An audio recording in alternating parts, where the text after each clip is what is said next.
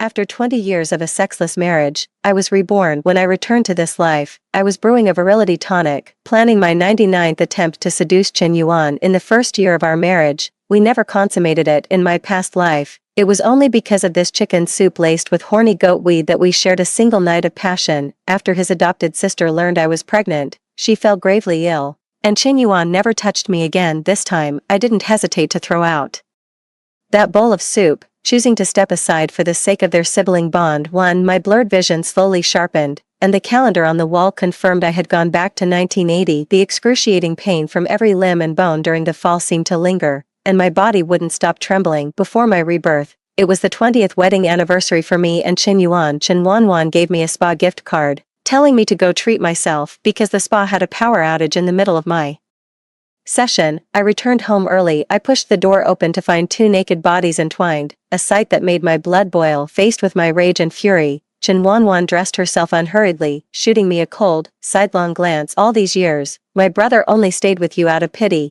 What right do you have to make a scene? If you hadn't drugged his soup back then, he would never have touched you, not even once. So what if you schemed to get pregnant? My brother still slipped you the abortion pill. All that hope for nothing. All these years, I thought the miscarriage was an accident. I even blamed my own weak body. So, it was Chen Yuan. He's the one who killed my child with his own hands. I grabbed Chen Yuan, screaming my accusations like a madwoman, only to tumble down the stairs in the chaos of our struggle. My head slammed hard against the floor, warm blood gushed out, and in the searing pain, I slowly lost consciousness. My last memory was of Chen Yuan holding Chen Wanwan, their faces growing blurry as they stood at the top of the stairs. Footsteps outside the door snapped me out of my reverie. Chen Yuan and Chen Wanwan returned, chatting and laughing. Something smells amazing. Jiang Lan, did you make soup? Chen Yuan set down the bags he was carrying, helped Chen Wanwan settle onto the sofa, and then turned to ask me. I steadied myself and replied calmly, no, it must be a scent drifting over from the neighbors. A whole assortment of nutritional supplements was spread across the table. I picked them up one by one, looking them over, and asked a question I already knew the answer to. Are these for me? For when we tried to conceive? As the words hung in the air, Chen Wanwan's face drained of color. Chen Yuan stiffened, took the beautifully packaged royal jelly from my hands, and said in a clipped tone, this is to help Wanwan build up her strength. We're still young. There's no rush about having a child. I just smiled and turned to walk into the kitchen. The aroma of chicken soup, simmering with epimedium, filled the kitchen. A year into our marriage, no matter how I tried to seduce him, Chen Yuan never laid a hand on me. There were times I had him breathless and on the brink, yet he would still clench his jaw, get up, and say he was too tired, that we could talk about it later. Aunt Wang from across the hall asked me several times why we didn't have children yet. Blushing, I told her we hadn't consummated the marriage. Concerned Aunt Wang, thinking Chen Yuan had a health issue, found some horny goat weed for me, insisting it would definitely work if stewed in chicken soup. In my past life, on this very night, under the influence of that soup, Chen Yuan and I consummated our marriage, and I became pregnant as a result. Because of this, Chen Wanwan was emotionally traumatized, her heart condition worsened, and she fell seriously ill. For the remaining 20 years of our marriage,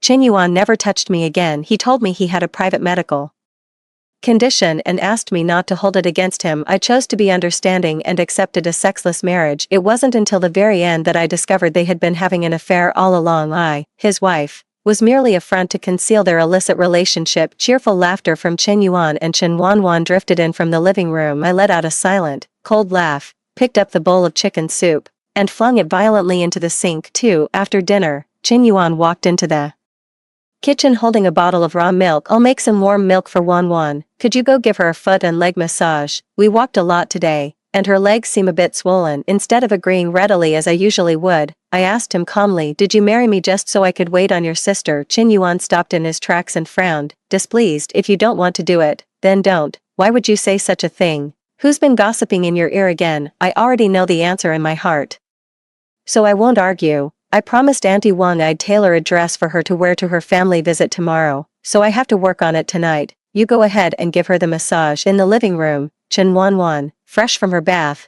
wore only a loose nightgown. Chen Yuan held her fair, plump calf, gently kneading it. The two whispered intimately, their gazes meeting with a tenderness so palpable it could have spun silk. In my past life, after I became pregnant, Chen Wanwan fell seriously ill and spent her days weeping. At the time, I also thought her behavior was very strange, but Chen Yuan explained that he and his sister had relied on each other since childhood. Wan was a sensitive soul, afraid her brother would stop doting on her once he had a child of his own. Chen Wan never married, claiming she had a heart condition and didn't want to burden anyone. Once, when someone asked me to set her up on a date, Chen Yuan flew into a rage, accusing me, as her sister-in-law, of being unable to tolerate even a sickly sister-in-law. Looking back now, I realize how foolish I was, blindly turning a blind eye for a full 20 years. I let out a self-deprecating chuckle and turned to head for the storage room where I usually did my sewing. By the time I finished and came out, Chen Wan had already gone back to her own room to rest. Only the dim desk lamp was on in the bedroom,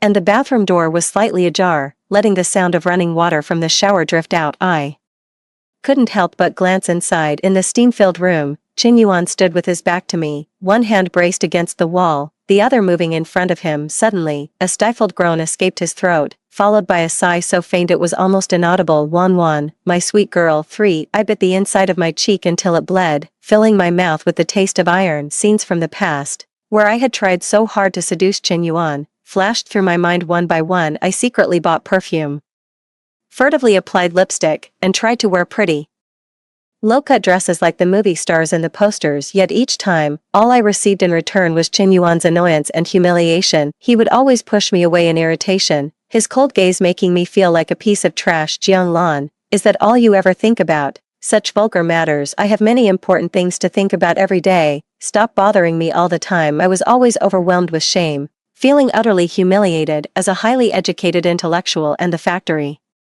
director. His mind was always occupied with serious matters. He likely had no interest in such trivial affairs, but it turned out he wasn't without desire. He simply didn't want to touch me. He married me, yet he remained chaste for a love that couldn't see the light of day. It's fine. In this lifetime, I'll step aside for you too. The sound of running water stopped. I quietly turned around and went back to the storage room. The next day, for the first time ever, I didn't get up early to make breakfast. When I got up, Chen Yuan had already left for the factory, and Chen Wan was lounging on the sofa reading a book. On the dining table, the half-eaten steamed buns and soy milk they'd had were left in a messy pile. Chen Wan shot me a glance and said with a sarcastic tone, "Sister-in-law, you're getting more and more delicate, aren't you? Can't even be bothered to make breakfast now." Unfazed, I rubbed my waist and chuckled lightly. "It's all your brother's fault. He wore me out last night." Mid-sentence, I suddenly stopped, covering my mouth. "Oh my, why am I telling you this?" Chen Wan's face instantly fell. "My brother, what did he do to you? That's not for a young lady to pry into. I'm going out to take care of something. Figure out your own lunch." Chen Wan's expression grew increasingly rigid, and I couldn't help but sneer inwardly. "Anyway, I've made up my mind to get a divorce. Might as well make things difficult for them. No one's going to have an easy time of it." For I went to the municipal technical school 6 months ago. Principal Wu Jia saw the embroidered qipao I made on someone else, tracked me down to my home, and asked me to be the embroidery teacher. Chen Yuan was adamant about not letting me go. "I'm so busy, and Wan isn't in good health either. Someone needs to be home to take care of things. Isn't the allowance I give you every month enough? Don't go through all that trouble for a pittance. You only graduated from middle school yourself. What makes you think you can be a teacher? Don't go out and make a fool of yourself." I wasn't very confident to begin with, and as cold water completely doused my courage, reluctantly, I turned down Principal Wu's offer. It wasn't until I was on my deathbed that I realized I had given them, brother and sister, 20 years of my genuine devotion. Yet in their eyes, I was nothing but a pathetic fool, only fit to wait on them at home. The past is too painful to dwell on. This time, I will seize this opportunity. I gritted my teeth and pedaled the bicycle like the wind. Principal Wu informed me that our school will soon be heading to the capital to participate in a traditional clothing design competition. I promised her I would create an embroidered qipao to represent the school in the contest. We spent the whole day working and have tentatively selected the fabric for the qipao and the theme for the embroidery. When I returned home in the evening, Chen Wan had a dark look on her face and couldn't wait to speak. As soon as she saw me, "Explain what you meant this morning. What exactly did you and my brother do last night? Has she been stewing over this all day?" I said frankly. "What do you think a young married couple does when they share a bed anyway? As the aunt, you just need to be ready with the red envelope for your little nephew." Chen Wan's eyes were red, and her whole body trembled. "You're lying to me. Chen Yuan would never touch you. He promised me." She covered her mouth, her eyes filled with panic, so I finally got under your skin and you can't keep up the act. I gave a slight, wry smile. So that's what Qin Yuan said. Well, you can take it as the truth then. I was heading to the storage room to work on the blueprints when Qin Wanwan grabbed my arm. Stop right there. You need to explain yourself. The paper parcel tucked under my arm fell to the ground, and a piece of red silk slipped out. Qin Wanwan's eyes widened. Where did you get the money for such expensive fabric? Did my brother give it to you? Just because of what happened between you two yesterday? She slapped me hard across the face, then stomped on the fabric furiously. How dare you? How could you? She hit me so hard I saw stars. Before I could even process it, several muddy footprints were already stamped on the precious fabric. Furious and frantic, I shoved her away with all my strength. Qin Yuan happened to walk in at that moment, seeing the scene. He barked sharply, Jian Lan, what do you think you're doing? I picked up the fabric, brushing off the dust with a pang of heartache. Qin Wanwan lay on the ground, wailing pitifully. Brother, it hurts so much. I think my little finger is broken. Qin Yuan examined her finger, his face paling with distress. He scooped her up and hurried out the door. 5. It was late into the night when I finally managed to clean the stains off the fabric, collapsing onto the workbench in an exhausted daze. In my groggy state, I felt someone approach and gently take hold of my arm. I jolted awake. It was Qin Yuan. His brow was furrowed, his tone laced with a suppressed, threatening edge. Was it this hand that pushed Wanwan? The hand gripping my wrist was like a vice, impossible to break free from. A sudden fear washed over me, and I couldn't help but retort, why don't you ask what she did? Qin Yuan sneered coldly. As my sister, Qin Yuan's sister, she can do whatever she pleases. If she wants to hit you, you stand there and take it. Who gave you permission to fight back? I'll ask you one more time, was it this hand? My heart felt as if it had been pierced by a sharp blade. In our past life, we were married for 20 years, he was impeccable in every way, gentle and considerate towards me, except for the absence of intimacy. So, I always believed he held some affection for me, but it turns out he never gave me a hard time simply because I was obedient and took meticulous care of him and Qin Wanwan. Now, all I did was give Qin Wanwan a little shove, and he revealed this terrifying side of himself. In the dim light, I saw an expression on Qin Yuan's face I had never seen before. It was grim, ruthless, and brimming with unrestrained ferocity. Every hair on my body stood on end. Terrified, I tried to pull away. Qin Yuan leaned in close, his voice so chilling it made my blood run cold. Wanwan's little finger is broken. I want you to pay her back with an arm. He raised the heavy steel pipe and swung it down hard, aiming for my arm. An excruciating pain shot through me, and I let out a blood-curdling scream. Qin Yuan showed no emotion. He threw the pipe to the ground, delivered a final warning, and walked out. Remember this lesson, never upset Wanwan again. 6. Drenched in cold sweat, I asked Aunt Wang from across the way for help. Her son gave me a ride on his bike to the hospital to get my broken bone set. The next day, I went to the police station to file a report, gritting my teeth through the pain. Qin Yuan arrived quickly, his face a picture of sincerity as he hurriedly apologized. Officers, I'm so sorry for the trouble. He kept insisting it was an accident, that I was just accidentally hurt during a marital squabble that got physical. Then, with a pained look on his face, he took my hand. Xiao Lan, I know you've been wronged. It's my fault for putting you through this, but I really didn't mean to do it. How could you lie to the police and say I hit you? They're so busy. Let's not cause any more trouble. He's a well-known, respected entrepreneur in this city with a spotless reputation. No one would ever believe he deliberately broke my arm. The officer politely reminded him to be more careful in the future,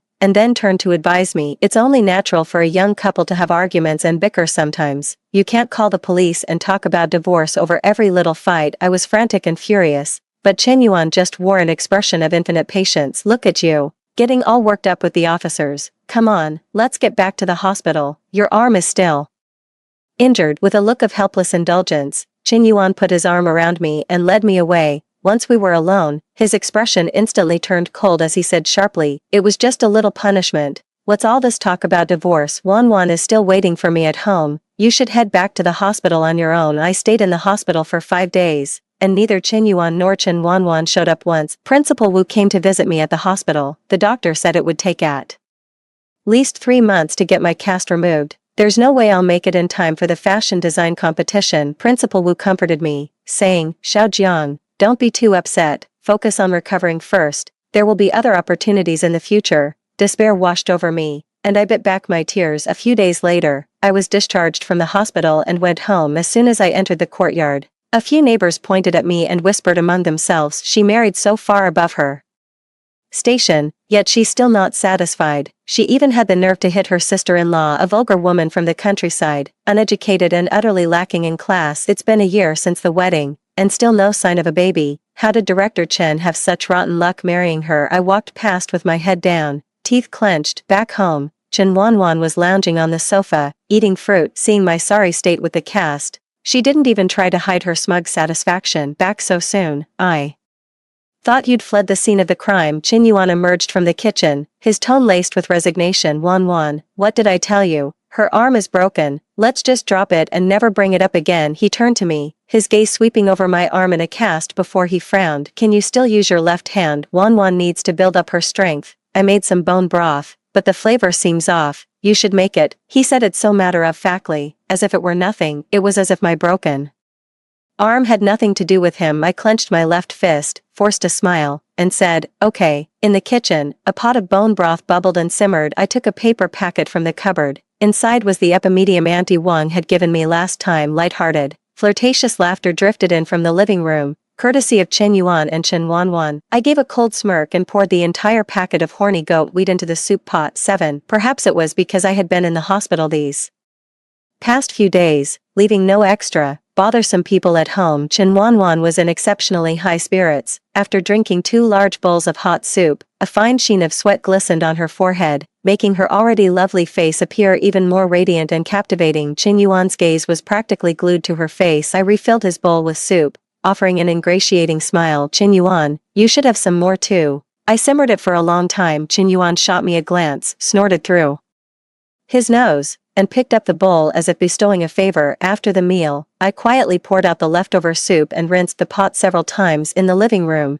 Chen Wanwan irritably tossed off her jacket, wearing only a tight tank top. It's only May, how can it be this hot? Chen Yuan found a fan and considerately began fanning her. I made an excuse that I needed to go to the hospital to complete the discharge procedures. Chen Yuan nodded. Go ahead, come back early to make dinner. I waited quietly in the hallway. In my past life, after Chen Yuan drank the soup, he couldn't hold himself back. After about half an hour, figuring the timing was about right, I knocked on Auntie Wang's door. Through my sobs, I said I wanted to apologize to Chen Yuan and his sister, and have everyone bear witness that if Chen Wanwan ever hits me again, I promise I won't fight back. Auntie Wang was indignant. She threw the first punch. And now you have to promise not to retaliate. With tears welling in my eyes, I said, Auntie, Chen Yuan has been so angry he hasn't visited me in the hospital for 5 days. I'm really scared. Auntie Wang didn't hesitate for a second and took me to find people one by one. When the old aunties heard it was to mediate a family dispute, they even skipped their meal. A whole procession of people followed closely behind me. I took a deep breath, steadied my hand,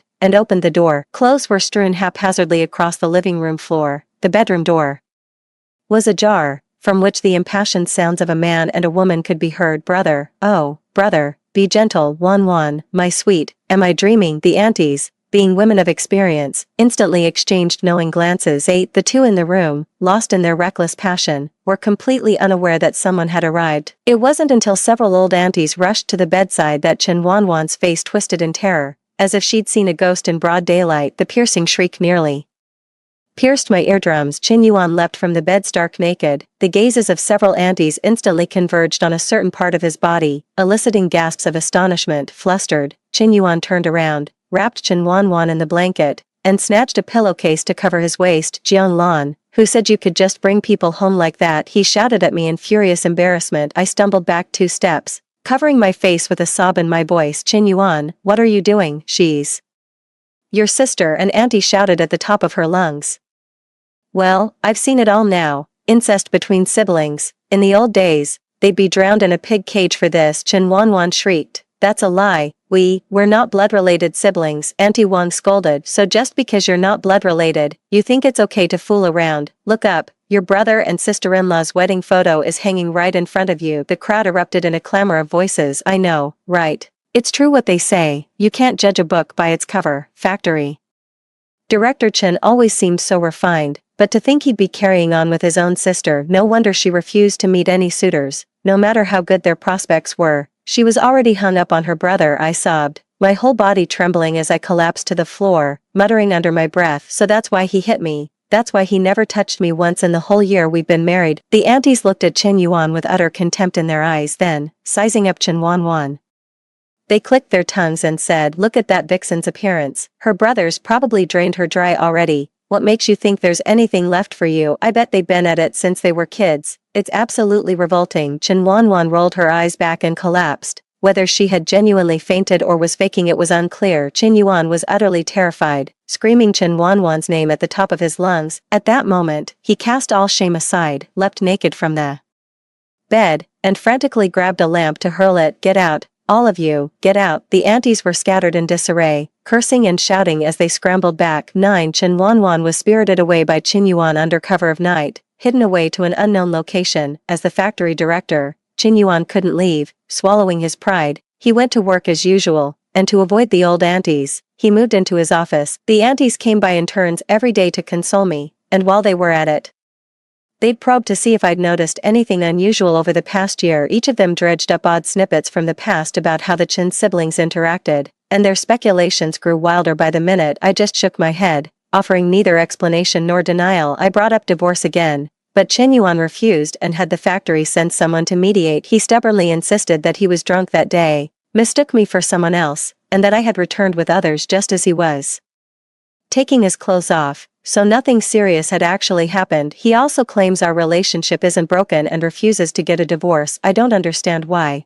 At this point, he still won't agree to a divorce. After thinking it over, I think I'm starting to get it. Marrying his adopted sister, who's on the same household register, is ultimately not a good look. A flawless marriage is the foundation for a smooth political career. I was a country girl with no family or connections, and I was completely devoted to him. He couldn't have found an easier person to control. No wonder, in our past life, he preferred to carry on a 20-year affair with Chen Wanwan rather than ever mention divorce. He exploited me to the fullest. He told everyone that my miscarriage had left me infertile, all while putting on a show of deep affection to build his public image. He's got it all: fame, fortune, a thriving career, and love. But why should I be the one to sacrifice my entire life? I tearfully poured out my heart to the mediators. We've been married for a year, and he has never once touched me. I thought he might have a physical issue, but that day, even the aunties saw, he's perfectly capable. The aunties immediately vouched for me. Absolutely, we saw it perfectly clearly. There's nothing wrong with Director Chen. Down there, the mediator looked embarrassed. In this past year, you two really haven't, you know.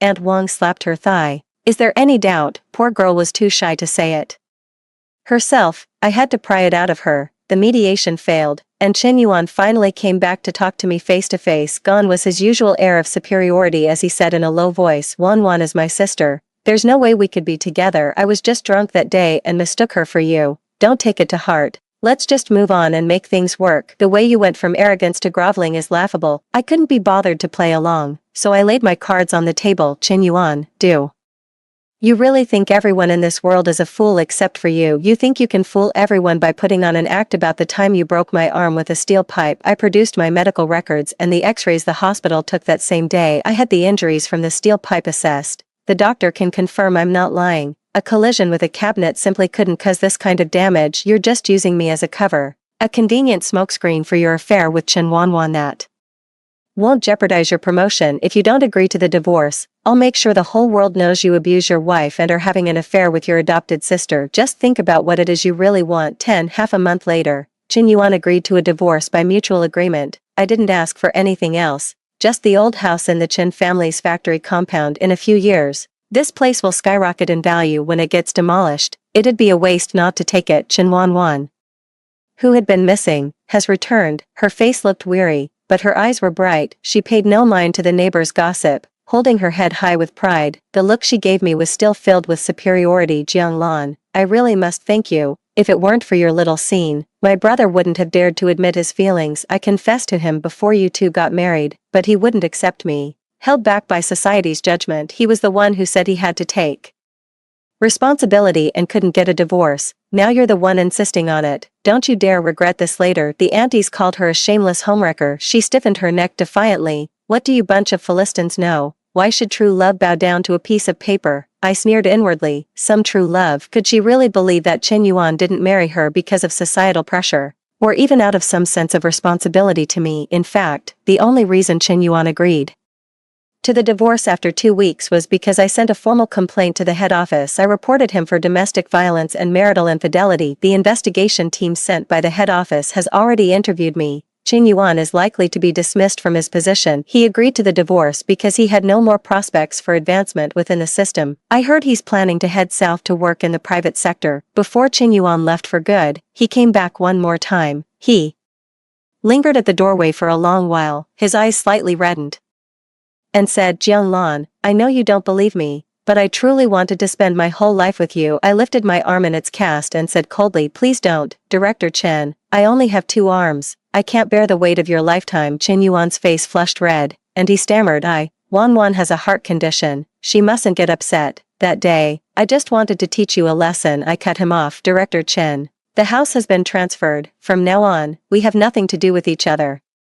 Even if we run into each other on the street, don't bother saying hello. Goodbye and good riddance." I slammed the door shut, then slid down the wall and sat on the floor, silent tears streaming down my face. Ever since I came back to this life, it was only at this moment that I finally let out a sigh of relief. 11. I didn't waste a single day. I signed the contract with the technical school and took up the post of embroidery teacher. My grandmother was once a famous embroideress in the Jiangnan region, a master of suzhou embroidery, but later, the spirit of the times changed. The streets were filled with people in blue, black, and gray cadre suits. Grandma closed her tailor shop, and her skills were left with no place to shine. But ever since I was a child, I loved cutting cloth and embroidery, always pestering Grandma to teach me. Over time, I managed to learn about 70 or 80% of her craft. After the 1980s, people's love for beauty reawakened, and clothing of all styles blossomed in a vibrant display. The skills Grandma passed down to me finally saw the light of day again. Principal Wu Jia was still thinking about the competition and asked me if I had any finished embroidered garments ready. That's when I remembered.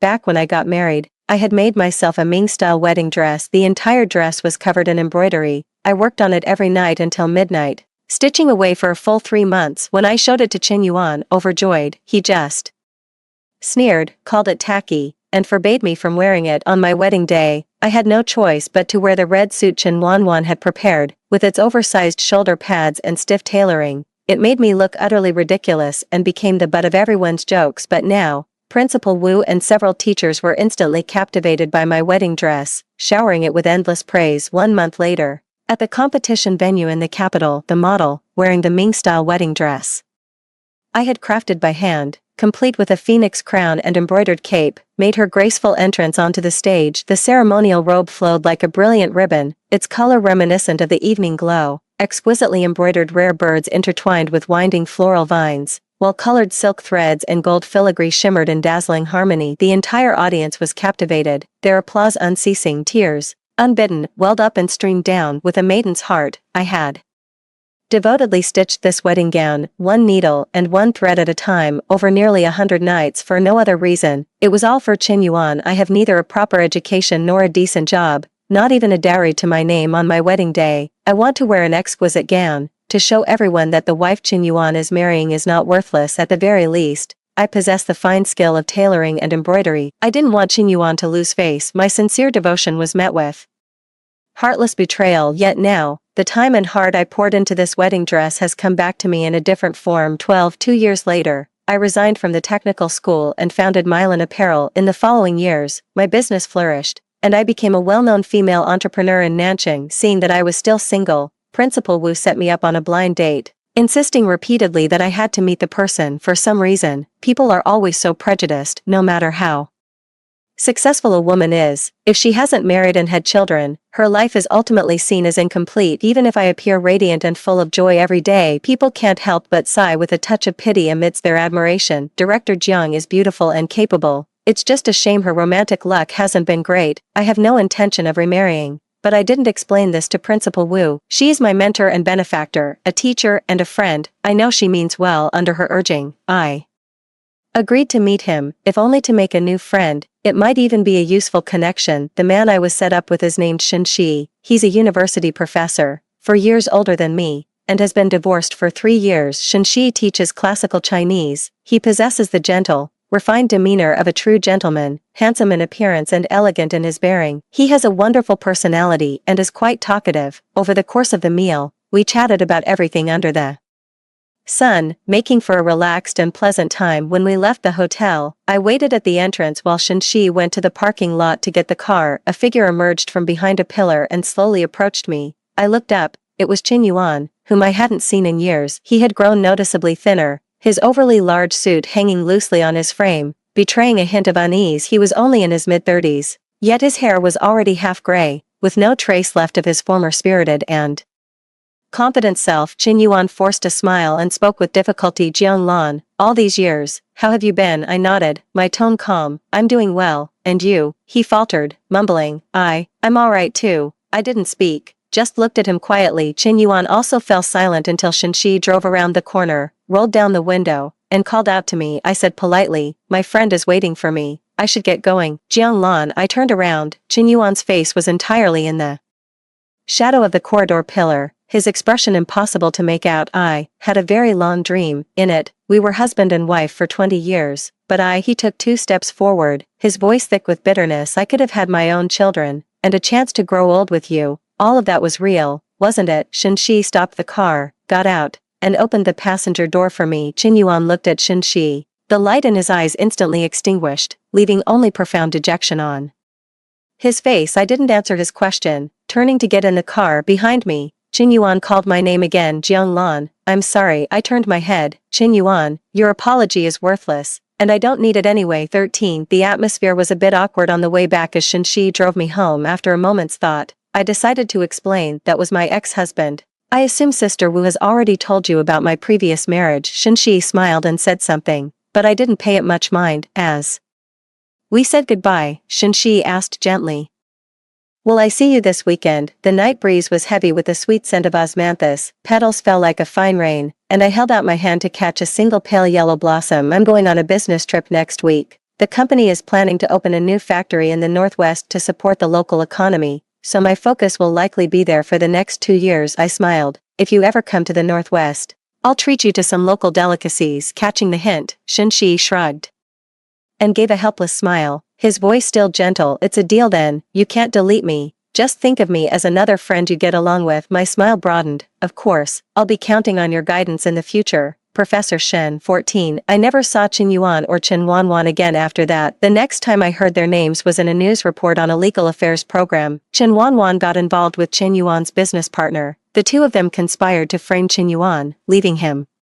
saddled with massive debt. Qin Yuan tied the 2 men up in an abandoned factory. After torturing them all night, he pushed them off the building. Immediately after, he jumped to his own death. An elderly scavenger who witnessed his jump said he had been sitting there for a long time before he leapt. One can only wonder what was going through Qin Yuan's mind as he sat on that rooftop. One day not long after, the secretary brought in a letter with no sender's name. Upon opening the envelope, a small 2-inch photograph slipped out. In the photo, 2 young people stood shoulder to shoulder. The girl, her hair in 2 braids, wore a shy smile as she tilted her head to lean against the man beside her. The handsome man's face was tense, his head slightly turned away. That was the only photo of me and Qin Yuan, taken when we got our marriage certificate. In one corner of the photo, the mark of an official seal was still visible. It must have been torn from the marriage certificate. After all these years, it hadn't faded at all and was still in perfect condition. I gave a faint smile, tore the photo to pieces, and tossed it into the trash can. 15. Extra chapter,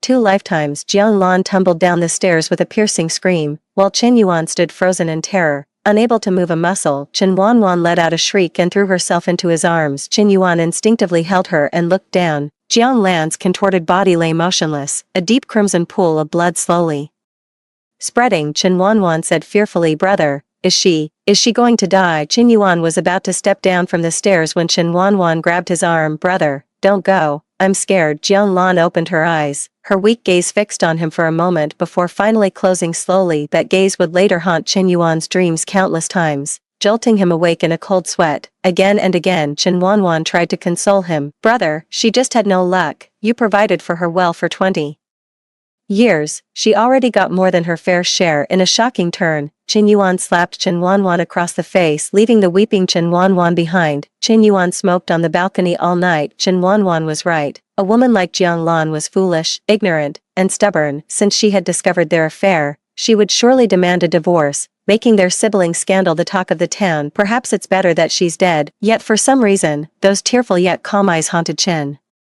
Yuan like a ghost, leaving him restless day and night. Could the woman who had cared for him for 20 years really be gone? Just like that, Qin Yuan had never given Jiang Lan a second thought. she was quiet and undemanding, like something dispensable, utterly devoid of presence. But now that she was gone, it kept reminding him, over and over, of what he had lost. It wasn't just the well-prepared daily meals, nor the neat and comfortable clothes laid out each day, the lush plants on the balcony, which Jianlan never seemed to tend to much before, now withered and rotted away rapidly in her absence. This quiet woman had taken with her the life of this home, along with the warmth and stability that had always been there, yet so easily overlooked. Chen Yuan thought to himself. He was just feeling a bit unaccustomed to it all. It would pass. Yet even 2 years later, he remained despondent and disinterested in his career. Gradually withdrawing from the company, he was perpetually withdrawn, sometimes even in a daze, and could no longer satisfy Chen Wanwan. Chen Wanwan soon found a new lover. That day, Chen Yuan came home early. Pushing open the bedroom door, he found a young man on top of Chen Wanwan, engaged in the act on their own bed. Chen Wanwan was crying out in unrestrained pleasure.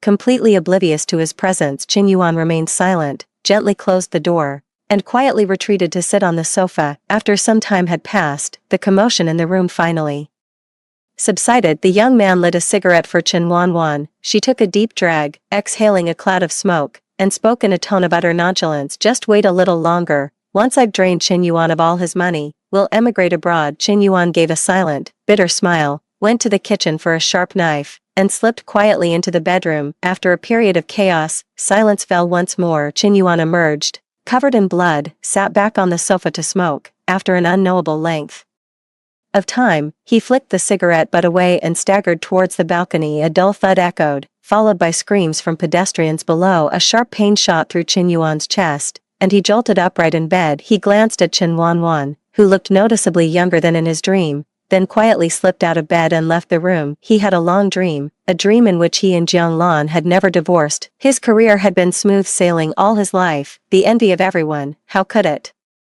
be as much of a mess as it is now? But at the end of the dream, he first lost Jianglan, then personally killed Chen Wanwan, whom he treasured above all else, before finally jumping to his death. Chen Yuan wiped the sweat from his brow. Thank goodness it was just a dream. Mylan is doing just fine. I hear she's a big boss now. Chen Wanwan is also safe and sound, fast asleep. Suddenly, a detail came back to him. Back when he was discussing the divorce with Jianglan, she had said that was a lifetime ago. Now, I wouldn't lift a finger even if you were dying right in front of me. Like a bolt of lightning to the mind, an unbelievable thought grew stronger and stronger. After hesitating for days, Chen Yuan finally mustered his courage and returned to Nanjing, a place he hadn't dared to set foot in again. He saw Jianglan. Her familiar eyes and brows now framed a completely different aura, a beauty so striking he couldn't bear to look directly at her. Jianglan didn't answer his question. She got into that man's car and sped away into the distance.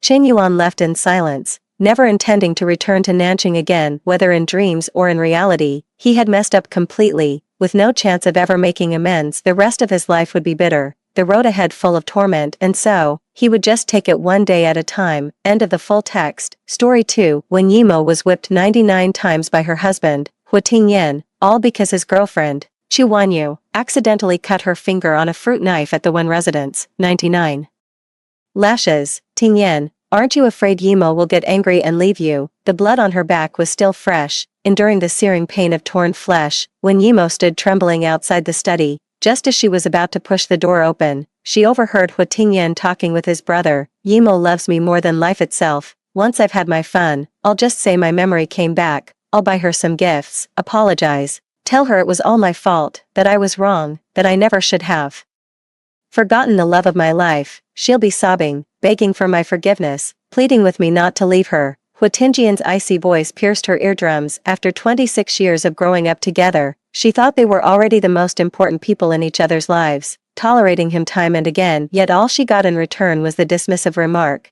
just buy her a gift to cheer her up. How utterly ridiculous. Don't push it too far. What are you going to do when buying gifts doesn't work to win Yimo back? Hu Tingyan's friend reminded him offhandedly. If she couldn't take it anymore, she would have signed the divorce papers and left long ago. She wouldn't keep dragging it out. Yimo can't live without me. Back then, just because I said I didn't like Germany, she obediently turned down the chance to study there and stayed by my side. Studying computer engineering in Germany was her lifelong dream. A woman who loved me so much she'd give up her own dream. How could she just walk away from me? Her patience, her love, Hua Tingyan wielded them like a blade, using them to hurt and control her. A sharp pain pierced Wen Yimo's heart, shooting straight to her brain. She tilted her head back, staring at the ceiling, refusing to let the tears fall she couldn't bear, and would no longer accept. Hua Tingyan's tainted love. Bang, the study door swung open, and Hua Tingyan emerged, followed closely by his friend. Have you signed the divorce papers? Wen Yimo had just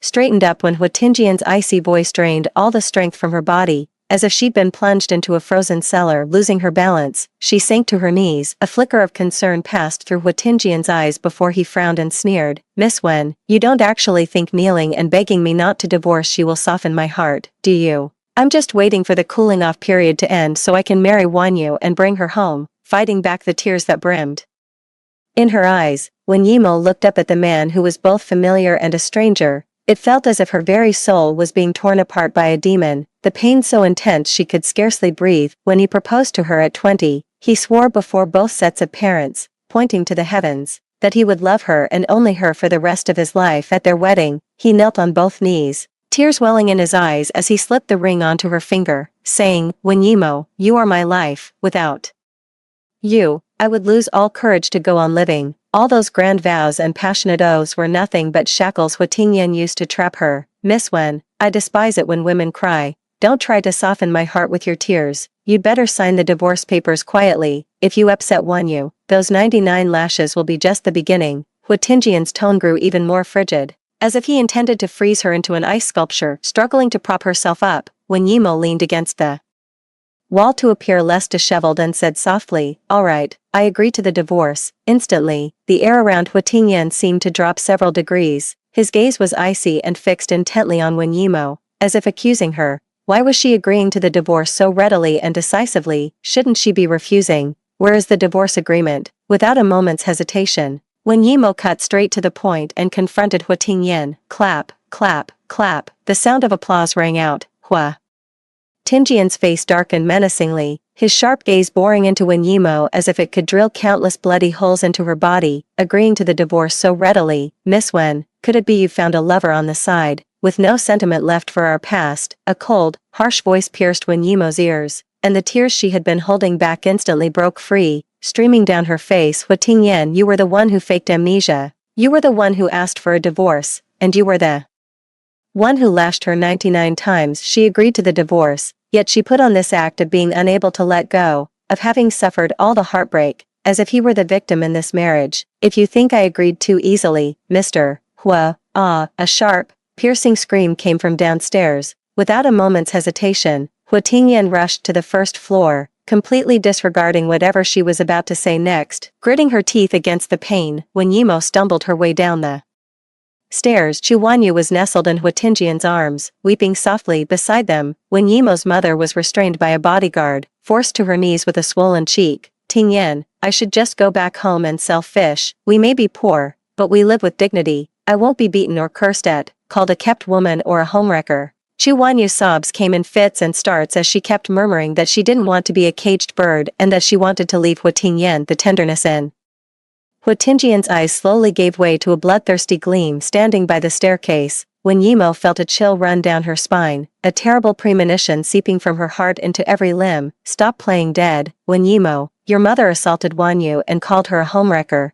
The Wen family owes me an explanation, or you can kiss your fortune goodbye. With red, swollen eyes, Wen Yimo stared desolately at the person before her, then lowered her gaze to her mother kneeling on the floor. Her parched lips moved soundlessly as she stared fixedly at Hua Tingyan, gambling that a shred of his conscience remained, that he wouldn't be too harsh on her out of respect for her mother as an elder. Hua Tingyan, my mother watched you grow up. She's so kind-hearted she wouldn't even know how to curse someone, let alone hit anyone. Hua Tingyan's hand, which had been patting Chu Wanyu's, stilled. He then said, what kind of person your mother was, I no longer remember, but Wanyu would never lie to me. Miss Wen, you have a choice, slap your mother 10 times. Or watch the Wen family business go bankrupt. Hua Tingyan, Wen Yimo screamed with all her might. The freshly healed wounds on her back tore open again, a searing, burning pain that was nothing compared to the agony tearing through her heart. Fight, the Wen group is the life's work of your father and grandfather. I cannot let it be destroyed by my own hands. On her knees, Mrs. Wen's voice was gentle, yet her tone was unyieldingly resolute as she spoke. Hua Tingyan, I'm begging you, please. Let my mother go, she's 60 years old, she can't endure any more torment. When Yimo couldn't hold on any longer and fell to her knees, pleading desperately with Hua Tingyan stiffened for a moment, his eyes complex, his lips twitching slightly as if he was about to speak. Miss Wen, you're a woman too, you wouldn't want to be called a kept woman or a homewrecker, would you? I never intended to harm Mrs. Wen. If you just sign the divorce papers with Tingyan, I'll persuade him to let her go. Nestled in Hua Tingyan's arms, Chu Wanyu spoke in a fragile, trembling voice, as if she might shatter at the slightest touch. Hua Tingyan, bring out the divorce agreement, I'll sign it right now. On her knees, when Yimo's vision blurred with tears as she cried out to Hua Tingyan in a hoarse voice, the hall fell abruptly silent. Hua Tingyan stood rigidly in place, making no move as he waited for Wen Yimo's next action. It's true that marriages among the wealthy are all about matching social status. A woman of humble origins like me is simply not worthy of marrying into the Hua family. Tingyan, I wish you and Miss Wen a long and happy life together, with many children. Let's just forget each other and go our separate ways. With tears in her eyes, Chu Wanyu pushed Hua Tingyan away with force. Intending to leave the Wen family's living room, Hua Tingyan forcefully pulled Chu Wanyu into his arms with both hands, casting a cold, sharp glance at the bodyguard standing nearby. A bodyguard flung the divorce papers forcefully into Wen Yimo's face. Hua Tingyan's signature was already scrawled in the designated space on the agreement. The long, sweeping tail on the character 4 yen was a lifelong quirk of Hua Tingyan's handwriting. A single, clear tear fell as she picked up the divorce papers and the pen, signing her own name without a moment's hesitation. Farewell, Hua Tingyan too. After retrieving the divorce agreement, Hua Tingyan gently coaxed Chu Wanyu and left the Wen residence. After Hua Tingyan had gone, the bodyguard did not release Mrs. Wen. Instead, his gaze was sharp as a beak, glaring viciously at Wen Yimo as he said, not a single one of those 10 slaps for Miss Wen can be missed. 10 slaps, not a single one less. She stared in shock at the 2 bodyguards Hua Tingyan had brought, her voice trembling as she spoke. Didn't I sign the divorce papers? Why is there still a need for? That was Miss Chu's wish. We only follow Mr. Hua's orders. One of the bodyguards spoke coldly, not giving Wen Yimo the slightest regard. We only take orders from Mr. Hua. Wen Yimo laughed maniacally, like a patient just released from a mental asylum, pounding the floor incessantly. She paid no mind to the blood flowing from her wrists down her back and onto the ground. Miss Wen, if you refuse to do it, we'll have no choice but to inform Mr. Hua and cancel all cooperation with the Wen family. Hit her, daughter, hit her now. The bodyguard had barely finished speaking when Wen Yimo heard her mother's voice. Choked with sobs, she rose and walked over to her mother, then struck her across the face with a blood-stained hand. 1 slap, 2 slaps, 3 slaps. After delivering the 10th slap, Wen Yimo slumped to the floor in despair and began striking her own face. The task was complete, and the bodyguards released Wen's mother with a swollen, reddened cheek. Wen's mother crawled to Wen Yimo's side,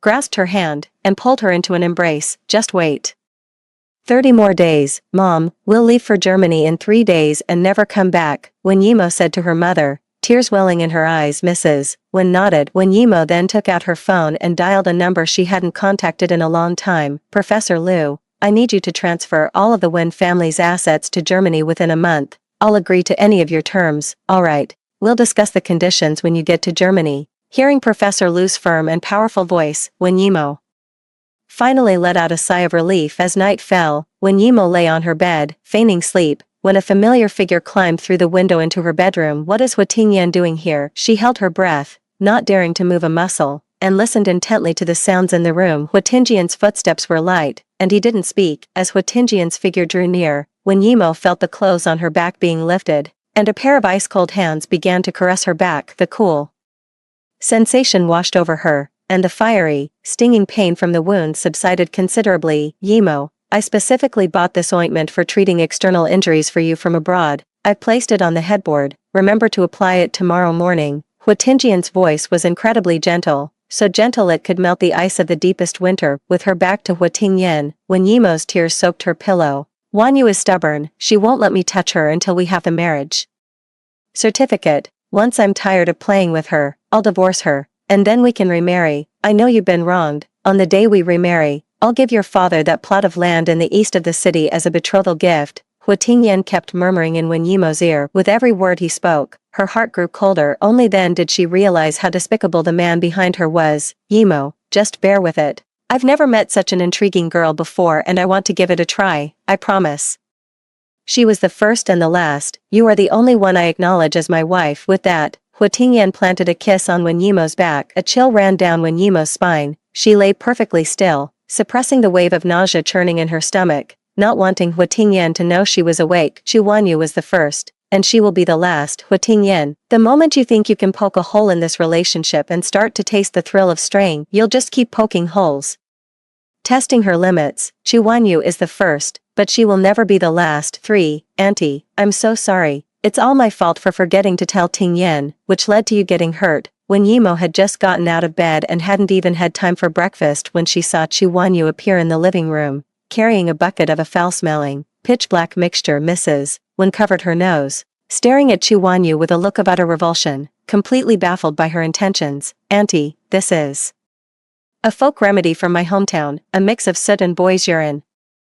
It's especially effective for reducing swelling from external injuries. Wearing disposable gloves and a mask, Chu Wanyu grabbed a handful of the black mixture and smeared it directly onto Mrs. Wen's face. Mrs. Wen shrank back desperately, trying to keep Chu Wanyu from touching her. As if oblivious to Mrs. Wen's resistance, Chu Wanyu said with a beaming smile, Auntie, this remedy works wonders. I used this folk cure for all my childhood injuries. When Yimo could stand it no longer, she rushed up to Chu Wanyu, snatched the bucket from her hands, and pushed her away angrily. Chu Wanyu, she said, my mother's facial injury does not need treatment from some dubious folk remedy in your hands. The Wen family has a private physician who will develop a professional treatment plan based on her condition. In an instant, Chu Wanyu's tears fell as she spoke in utter despair. So it's true. You rich people look down on me because I'm a fishmonger. I have my dignity too. I'll just leave and go back to selling fish. I won't let you trample on my self-respect. Chu Wanyu continued to sob and sniffle, showing not the slightest intention of actually leaving, driven to a headache by the incessant crying. When Yimo snapped angrily, if you want to go home and sell fish,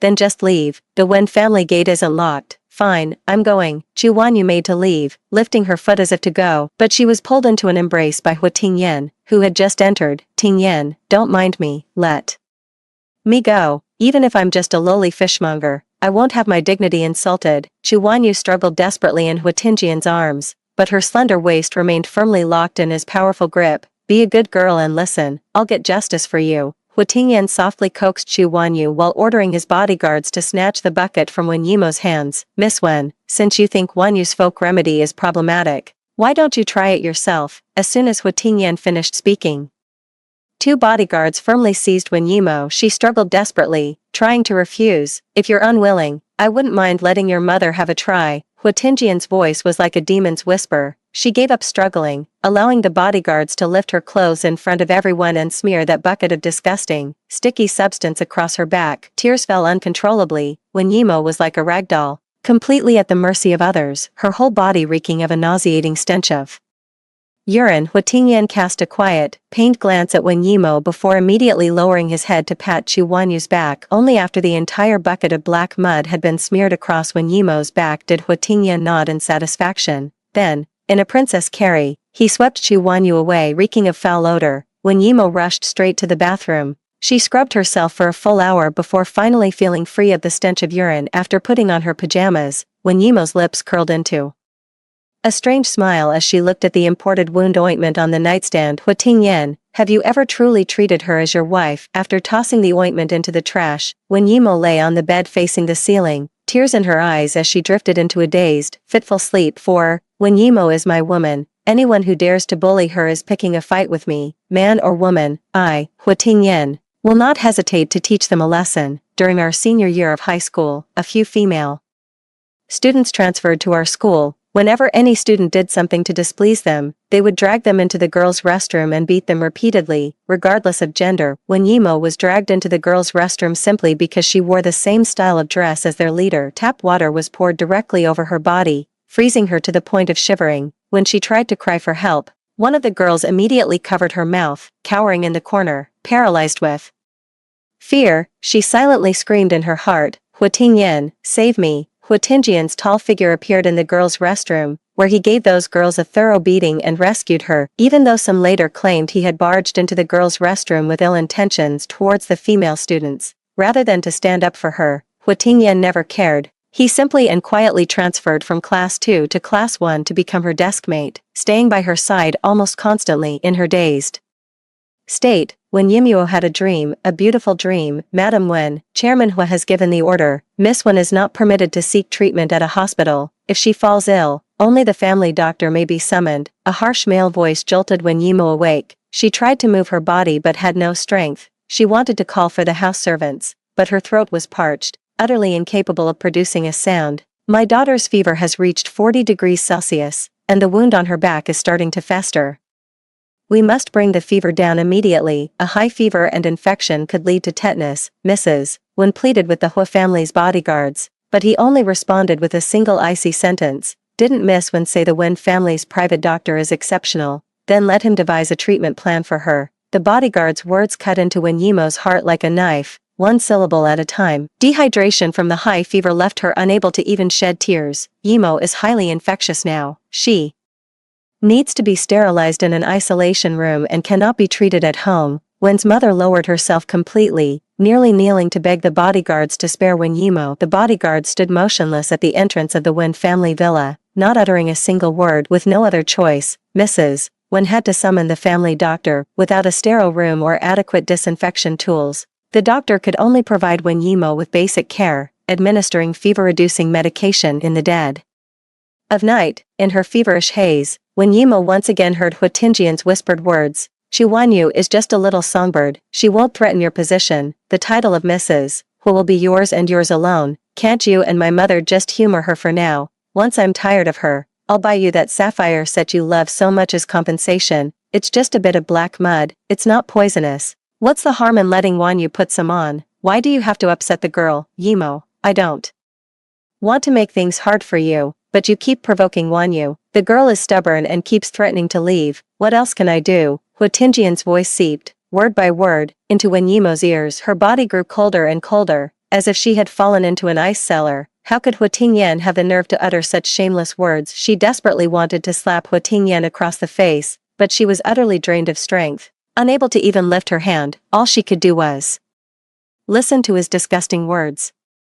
Finally, Hua Tingyan fell silent. He planted a light kiss on Wen Yimo's back before leaping out the window and disappearing, enduring the pain in her back. Wen Yimo lay awake all night. Her eyes were red and swollen, her throat parched and hoarse. After being given a few sips of warm water by Madam Wen, she finally mustered a little strength. Just as Madam Wen was about to examine the wound on her back, Hua Tingyan entered the room with Chu Wanyu. With Madam Wen's help, she turned slightly and caught sight of Chu Wanyu's tear-reddened eyes. Get out, cough, cough, cough, get lost. Having just drunk some water and feeling slightly better, Wen Yimo mustered all her strength to drive the two of them away. Miss Wen, could you please do me a favor? I'm begging you. With tears in her eyes, Chu Wanyu spoke fearfully. Wen Yimo, still burning with fever, felt her headache worsen upon hearing Chu Wanyu's request for help. I refuse. She flatly refused, certain that whatever Chu Wanyu wanted help with couldn't be good. So you don't want the Wen family business anymore, is that it? Hua Tingyan threatened Wen Yimo. Wen Yimo stared fixedly at the man before her, her stomach churning with disgust. How could he be so repulsive? After a long silence in the room, Chu Wanyu's timid voice broke the quiet. I was trying to find a good feng shui spot to bury my cat, Mimi,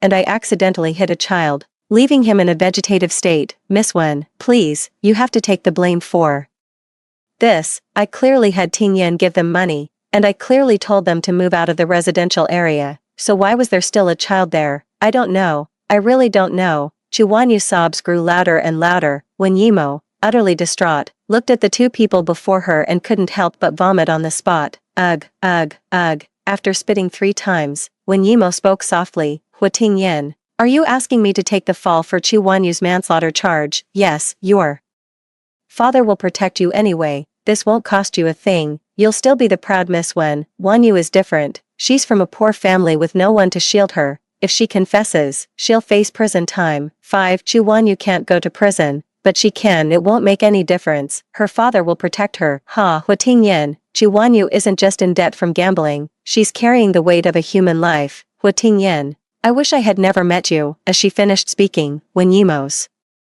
entire body began to tremble uncontrollably. She tried to speak, but no sound came out no matter how hard she strained. Seeing the early symptoms of tetanus manifesting in Wen Yimo, her mother called out to Hua Tingyan in a state of frantic desperation, "Tingyan, we can't delay any longer. If she doesn't have the surgery now, she will die." Hua Tingyan looked up and carefully observed Wen Yimo's physical condition. Her face was contorted with effort, yet not a sound escaped her lips. Her back was ramrod straight, utterly motionless. Hua Tingyan was lost in silent contemplation. "What I gave Mrs. Wen was a folk remedy I've used since I was a child, completely harmless. Miss Wen, if you didn't want to help me, you could have just said so. Why pretend to be sick and frame me like this?" Chu Wanyu pointed an angry finger at Wen Yimo's face and declared stubbornly she was sick, truly ill. Wen Yimo tried to open her mouth to explain that she was genuinely ill, but a spasm in her throat left her. Unable to make a sound, the harder she tried, the more her throat ached, and her back began to convulse uncontrollably. It hurt, she was in such pain. Tears fell silently as Wen Yimo stood rooted to the spot like a statue. "Since you're unwilling to help me, Miss Wen, I'll just go to the sewing machine myself. There's no need to put on this pitiful act, making it seem as if I bullied you. I, Chu Wanyu, conduct myself with integrity and would never bully anyone." As she spoke, Chu Wanyu's own tears began to fall. Hua Tingyan took out a handkerchief and gently wiped Chu Wanyu's tears. Chu Wanyu threw herself into his arms, her sobs growing louder. "Wanyu is innocent and kind. Wen Yimo, don't you dare try to bully her by faking an illness. If you want the Wen family to be safe, you'll obediently turn yourself in at the police station." Wen Yimo's tears flowed uncontrollably, the sharp pain in her heart now completely overshadowing the ache in her back. "Mr. Hua, your wife hit me first. I was only defending myself. Yimo has a kind heart. She even takes injured animals she finds to the vet. How could she possibly lie?"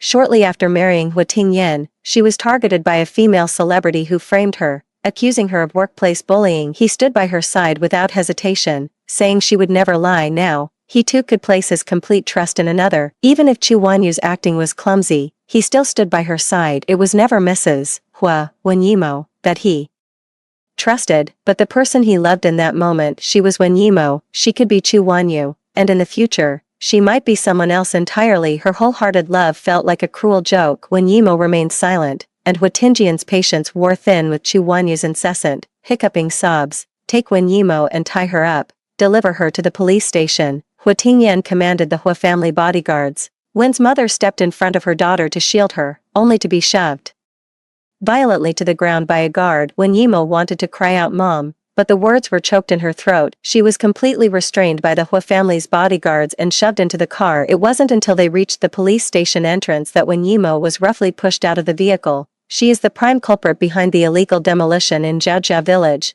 Hua Tingyan held Wen Yimo's hand and began to speak. Wen Yimo shook her head repeatedly, tears streaming down her face. "Miss, if you're being forced, you can nod your head." A policewoman noticed Wen Yimo's distress and gently asked her what was wrong. "No, she's not." No matter how hard Wen Yimo tried, she couldn't make a sound. She wanted to shake her head, but Hua Tingyan pulled her into his embrace, rendering her immobile. The demolition of Jiaojia village was indeed her doing. "I'm her husband. I didn't want her to keep making mistakes, so I brought her to the police station." Hua Tingyan's voice was firm and icy. As he said, "I think," the policewoman's voice sounded once more, "if she hadn't gone too far, if it hadn't involved a life, why would I have brought my own wife to the police station? She's the one I love most." The policewoman's words were abruptly cut off by Hua Tingyan. This was followed by over an hour of intense interrogation and statement-taking. Finally, Hua Tingyan firmly held Wen Yimo's hand and signed his name on the printed statement. After leaving the police station, Wen Yimo collapsed to the ground without warning. 6. I don't care what it takes. You must save her, or I'll make sure this entire hospital goes bankrupt." In her semi-conscious state, Wen Yimo heard Hua Tingyan's hysterical voice. How hypocritical. He just forced her to take the fall for Chu Wanyu, and now he's acting as if he can't live without her. Even a professional actor couldn't match your performance. "Mr. Hua, Mrs. Hua's back injury is extremely severe. She may require a skin graft. Do you think the Hua family is short of money?" A cacophony of sounds flooded Wen Yimo's ears. Her mind was foggy and sluggish, utterly unable to process it. When she opened her eyes again, she was lying face down on the bed. A chill crept up her back. She tried to reach for it, but found her arms were too weak to move. "Miss Wen, you're awake. Is there anything I can help you with?" The familiar sound of Chu Wanyu's voice reached Wen Yimo's ears, sending a fresh chill down her spine. "Who told you to come? Where are my parents?" Chu Wanyu's presence in the hospital room boded no good. When Yimo, desperate to avoid further torment, urged her to leave immediately, President Wen and Mrs. Wen are busy dealing with the scandal of your manslaughter. They don't have time to see you. With a voice full of feigned sympathy, Chu Wanyu explained to Wen Yimo why her parents hadn't come to visit. Every word from Chu Wanyu's mouth felt like a thorn piercing Wen Yimo's heart. Get out, facing the mastermind behind it all. She wished she could tear Chu Wanyu to pieces. The only problem was, injured as she was, she couldn't even lift a knife. Miss Wen, I know you're a high society lady with a noble status, but I'm not some helpless little thing you can just push around. Fine, I'll leave. If it weren't for the fact that I pity you, sick and all alone with no one by your side, I wouldn't be doing this thankless job in the first place. Chu Wanyu kicked Wen Yimo's hospital bed, turned to leave, and collided squarely into Hua Tingyan. Tingyan, Chu Wanyu called out Hua Tingyan's name. Hua Tingyan's harsh voice immediately shot back, Wen Yimo, that's enough. Wanyu, out of the goodness of her heart, used her family's folk remedy to treat you, but because you've been pampered since childhood and have no resistance whatsoever, you ended up hospitalized. She's been racked with guilt over it, almost to the point of leaving me. Wen Yimo, don't take out your spoiled princess act on Wanyu. Don't make me have someone throw you out of this hospital. Hua Tingyan's every word was carving into Wen Yimo's heart, so delicate and spoiled, a real princess complex. Hua Tingyan, do you remember the vow you made on her 18th birthday? Yimo, you are my little princess. I will be your knight for life, protecting you, and I will never let your crown fall. The pillow was soaked with tears. When he loved her, she was his little princess. When he didn't, she was just a spoiled and willful little princess. Since Hua Tingyan couldn't stay faithful, why did he have to go and provoke her? Wanyu, let's go. Don't bother with someone who can't tell good from bad. Hua Tingyan held Chu Wanyu in his arms, whispering sweet nothings to comfort her. Tingyan, maybe I shouldn't leave after all. Miss Wen is quite pitiful. When corporation stock has plummeted 40% because of her scandal, and the board is already preparing to remove Mr. Wen from his CEO position, Chu Wanyu immediately refused Hua Tingyan's request. Right now, Mr. and Mrs. Wen are constantly seeking help from others, hoping to save his CEO position. They have no time at all to look after Miss Wen. She's all alone in that cold hospital room. It's so sad. Wen's stock plummeted by 40%,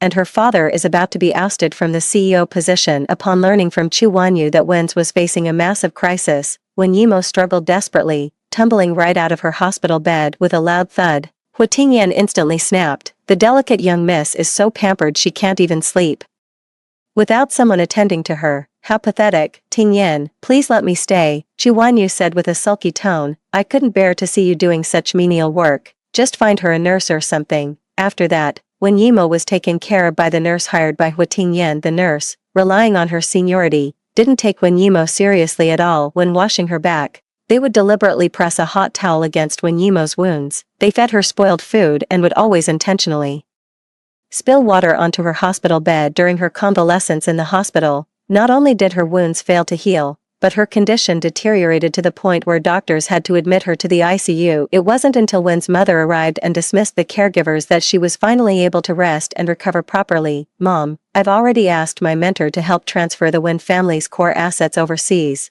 This drop in the Wen Group's stock price has actually worked in our favor. My mentor can now acquire their shares at a much lower price. I'm afraid it means you and Dad will have to leave your home behind. When Yimo informed her mother of her plan the moment she learned that Wen Group stock had hit the limit down, she was so overwhelmed she couldn't think straight. After speaking with her mentor, she even began to think the drop in Wen Group stock might actually be a good thing for them. As for the signed confession, once she gets the divorce papers, we'll settle the score, bit by bit. As long as the three of us are together, it's not like we're leaving our home behind. Mrs. Wen held Wen Yimo's hand tightly and nodded. 7. You bitch, give me back my child's life. On the day when Yimo was discharged from the hospital, a man charged at her with a knife. As the blade closed in on Wen Yimo, her mother stepped in front of her. The icy blade plunged deep into Wen's abdomen. Mom. After crying out for her mother, Wen Yimo crouched down and pressed her hands against her mother's wound. No matter how hard she pressed, blood continued to stream relentlessly from the wound. A passing nurse saw the situation and immediately called for a doctor to begin resuscitation. The man vanished without a trace amidst the chaos. The stretcher passed through the crowded corridor, rushing all the way into the operating room. Outside the operating room, Wen Yimo, her hands covered in blood, wept uncontrollably. She paced back and forth before finally falling to her knees, murmuring a prayer.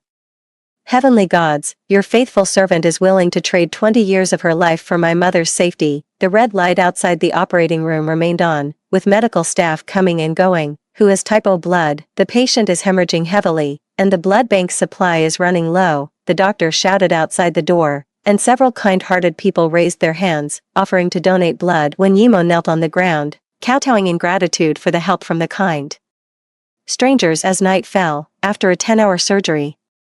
Mrs. Wen was finally wheeled out, her face covered with a white cloth. I'm sorry, the patient's liver was shattered, and we couldn't stop the bleeding. She passed away from excessive blood loss. The moment the doctor finished speaking, when Yimo collapsed to the floor 3 days later, the Wen family held a funeral for Mrs. Wen. Hu Tingyan, your mother-in-law really has passed away. Wen Yimo might lie to you, but would I ever lie to you? Wen Yimo, clutching her mother's memorial tablet in a state of utter devastation, happened to overhear Hu Tingyan's brother talking to him on the phone. I know you wouldn't lie to me, but is it possible you've been deceived by Wen Yimo as well? Hu Tingyan's icy voice came through the phone. Wen Yimo's gaze, like a vengeful spirit clawing its way out of hell, fixed itself unwaveringly on Hu Tingyan's brother. Hu Tingyan, you liar, who's the real fraud here? Pretending to be devoted to Chu Wanyu, acting like you couldn't live without her, all to deceive her, faking amnesia to trick her. If you hadn't been so greedy and demanding, her mother would never have died. The day Hu Tingyan returns to the country will be the day she exacts her revenge. You're out of your mind, no matter what. Wen Yimo would never lie about her own mother's death. Hu Tingyan's brother, his emotions spiraling out of control, raised his voice as he confronted Hu Tingyan. Other women might not, but Wen Yimo is a different story. You know perfectly well how much she loves me, to avoid divorce and keep me. She even had her mother fake her own death, trying to guilt-trip me. Too bad I don't fall for that. Hu Tingyan's brother shook his head, hung up the phone, and turned around only to bump right into Wen Yimo. You heard everything just now. Hu Tingyan's brother stared at her in utter shock. Humph. She gave Hu Tingyan's brother a curt, dismissive grunt. To her own surprise, she realized that hearing Hu Tingyan's hurtful words didn't bring sadness, only hatred. Then you. Hu Tingyan's friend's fingers trembled slightly as he held the phone, his words faltering as he dared not ask further. Whether Hu Tingyan has truly lost his memory or is just pretending, there's no future for us. A life stands between us. After all, at the mention of a life, when Yimo's hand clenched tightly around her mother's memorial tablet, what will you do now? Too guilt-ridden to notice when Yimo's white-knuckled grip on the tablet, Hu Tingyan's brother asked her softly, I'll take my father away from this place of sorrow, to a serene and beautiful place to heal his psychological wounds. My parents were childhood sweethearts, deeply devoted to each other through thick and thin. My mother's passing has hit him incredibly hard. I don't want to lose my father right after losing my mother. After saying this, when Yimo, holding her mother's memorial tablet, turned and left, Hu Tingyan's brother couldn't shake the feeling that he was overlooking some details, but he just couldn't put his finger on what they were. Everything is ready for you, Yimo. I'll send a helicopter to bring you to Germany tonight. 3 days later, when Yimo received a call from her teacher afterwards, she went to the Civil Affairs Bureau alone and collected her copy of the divorce certificate. The moment she stepped out of the Civil Affairs Bureau holding the certificate, she set it on fire. Flames rose, and the divorce certificate in her palm seared her hand, just as it seared her heart. The kind face of her mother surfaced in her mind. Hu Tingyan, you owe me a life. I will come to collect it myself one day. 8.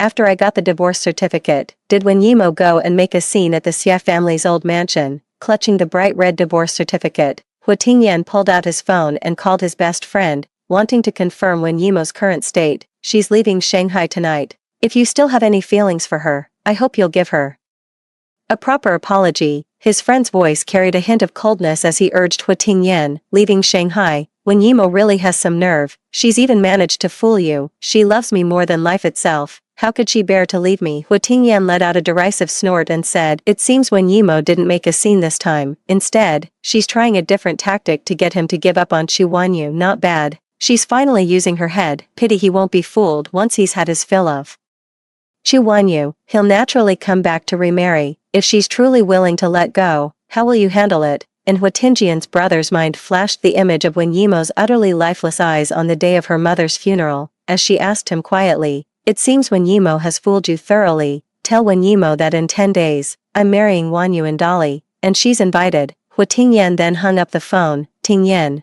It's all my fault. If I hadn't been so impatient and proceeded with the demolition without a proper investigation, Miss Wen wouldn't have had a valid reason to emotionally blackmail you. With the Wen family stocks hitting rock bottom, as the former Mrs. Xia, she's undoubtedly hoping you'll help stabilize the Wen Corporation's share price. Chu Wanyu leaned her entire body against Xia Tingjian's chest, murmuring softly, "It's all my fault. I didn't properly investigate the situation in Zhao Village and forced the demolition, which led to the deaths of those children."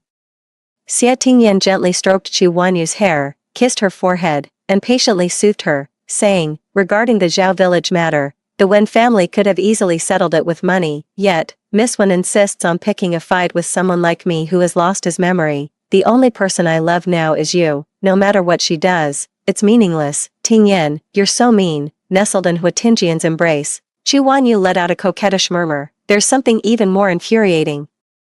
"Do you want it?" Hua Tingyan leaned close to Chu Wanyu's ear, his voice a warm, intimate whisper. Chu Wanyu's cheeks flushed crimson. She pushed Hua Tingyan away and fled in a fluster. A faint, uneasy feeling stirred in Hua Tingjian's heart as the corner of his mouth lifted in a smirk. After a few seconds' pause, he shook his head immediately. Wen Yimo's recent actions had indeed become much more cunning. He had almost been fooled himself watching Chu Wanyu's figure recede into the distance. He hurriedly gave chase as night fell quietly over Shanghai. A helicopter from Germany touched down on the open ground of the Wen family villa, holding her mother's ashes and leading her father, whose hair had suddenly turned gray. Wen Yimo boarded the helicopter. "No money, Chu Wanyu. In 10 days you'll be the rightful Mrs. Xia. How could you have no money?" In a guest room of the Xia residence, Chu Wanyu received an unwelcome phone call. Her brow furrowed. How dare that good-for-nothing come asking her for money? He was hired to kill Wen Yimo, but ended up killing Mrs. Wen instead. Luckily, she was clever enough to keep Xia Tingyan calm and prevent him from discovering that Mrs. Wen was truly dead, and that useless fool still had the nerve to demand the final payment.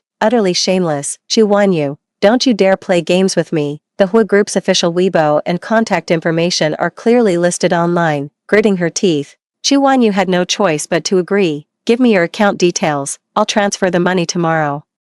"Now you're talking." Hearing the man's smug words, Chu Wanyu nearly fainted on the spot. Clang, the door to the guest room opened, and Hua Tingyan walked in. "Transfer the money tomorrow." "What money?" Chu Wanyu was startled inside. She turned to look at Hua Tingyan, her expression instantly turning pitiful as she spoke. "Some distant relatives of mine heard I'm about to become Mrs. Xia. They're threatening to smash my parents' fish stall if I don't pay them." "Ting Yen, that stall is my parents' life's work. We can't let anyone destroy it." Hua Tingyan wrapped an arm around Chu Wanyu's waist, pulling out a handkerchief to gently dab at the non-existent tears at the corner of her eye. "You're going to be Mrs. Hua soon, yet you're still worried about money. Your parents' fish stall is important. Give them whatever amount they need. From now on, my money is your money." Hua Tingyan's voice was gentle, coaxing Chu Wanyu as if she were a child. Chu Wanyu kissed him, her heart full of happiness. With his other hand, he tightened his grip on Chu Wanyu's waist, deepening the kiss. As the kiss went on, a deep flush crept across both their faces. Hua Tingjian's breathing grew heavy, his nostrils flaring with hot gasps. As his hand began to wander instinctively downward, Chu Wanyu immediately broke free from Hua Tingjian's embrace and pushed him away. Bang, the door slammed shut. Staring at the closed door, Hua Tingjian's gaze was chillingly cold. The first time must be saved for the wedding night. Just a little canary. Once he's tired of playing with her, he'll pack her and her troublesome parents off and send them away from Shanghai. 9. The bride and groom may now exchange rings. Chu Wanyu, dressed in a pure white wedding gown, gazed at Hua Tingyan with flushed cheeks and eyes full of tender affection. Hua Tingyan's gaze was distant, his eyes drifting almost imperceptibly toward the guest seats. Not a single person from the Wen family came. How could that be? Is Wen Yimo really not going to object? Will she just stand by and watch him marry Chu Wanyu home? Or, the bride and groom may now exchange rings. Hua Tingyan held the wedding ring, hesitating to exchange it, prompting the priest to call out once more with solemn gravity. Coming to his senses, Hua Tingyan slid the ring onto Chu Wanyu's ring finger. Chu Wanyu, with a bashful smile, then placed her ring on Hua Tingyan's finger. "The groom may now kiss the bride." After the pastor finished speaking, Hua Tingyan kissed Chu Wanyu on the lips in front of everyone. Their kiss was passionate and lingering. Under Hua Tingjian's masterful technique, Chu Wanyu's breath grew ragged, her legs weakened, and she nearly collapsed. After the kiss ended, Hua Tingyan, his wedding band glinting, still cast a glance toward the guest seats from the corner of his eye. The Wen family had still not arrived. His gaze turned icy for a moment before returning to normal. Tingyan, Chu Wanyu, clad in a sheer black lace nightgown, sat on the edge of the bed. With flushed cheeks, she called out Hua Tingyan's name in a sweet, coquettish voice fresh from the shower. Hua Tingyan felt his body tense up at her flirtatious tone, his Adam's apple bobbing. What's the rush? Can't wait. Hua Tingyan slowly approached Chu Wanyu, his fingers threading through her hair as he bent down and pushed her onto the bed. A flurry of kisses then rained down on Chu Wanyu's body, and the black silk nightgown she wore was instantly reduced to tatters. Be gentle, Tingyan, it's my first time. Lost in the haze of passion, Chu Wanyu pleaded in a husky voice. Hua Tingyan slowed his movements, pressing a kiss to Chu Wanyu's delicate collarbone. Be good, just relax. After a night of tenderness, as the first light of dawn crept into the sky, Hua Tingyan took out his phone and stared at Wen Yimo's WeChat. Utterly silent and empty, he opened the moment's feed,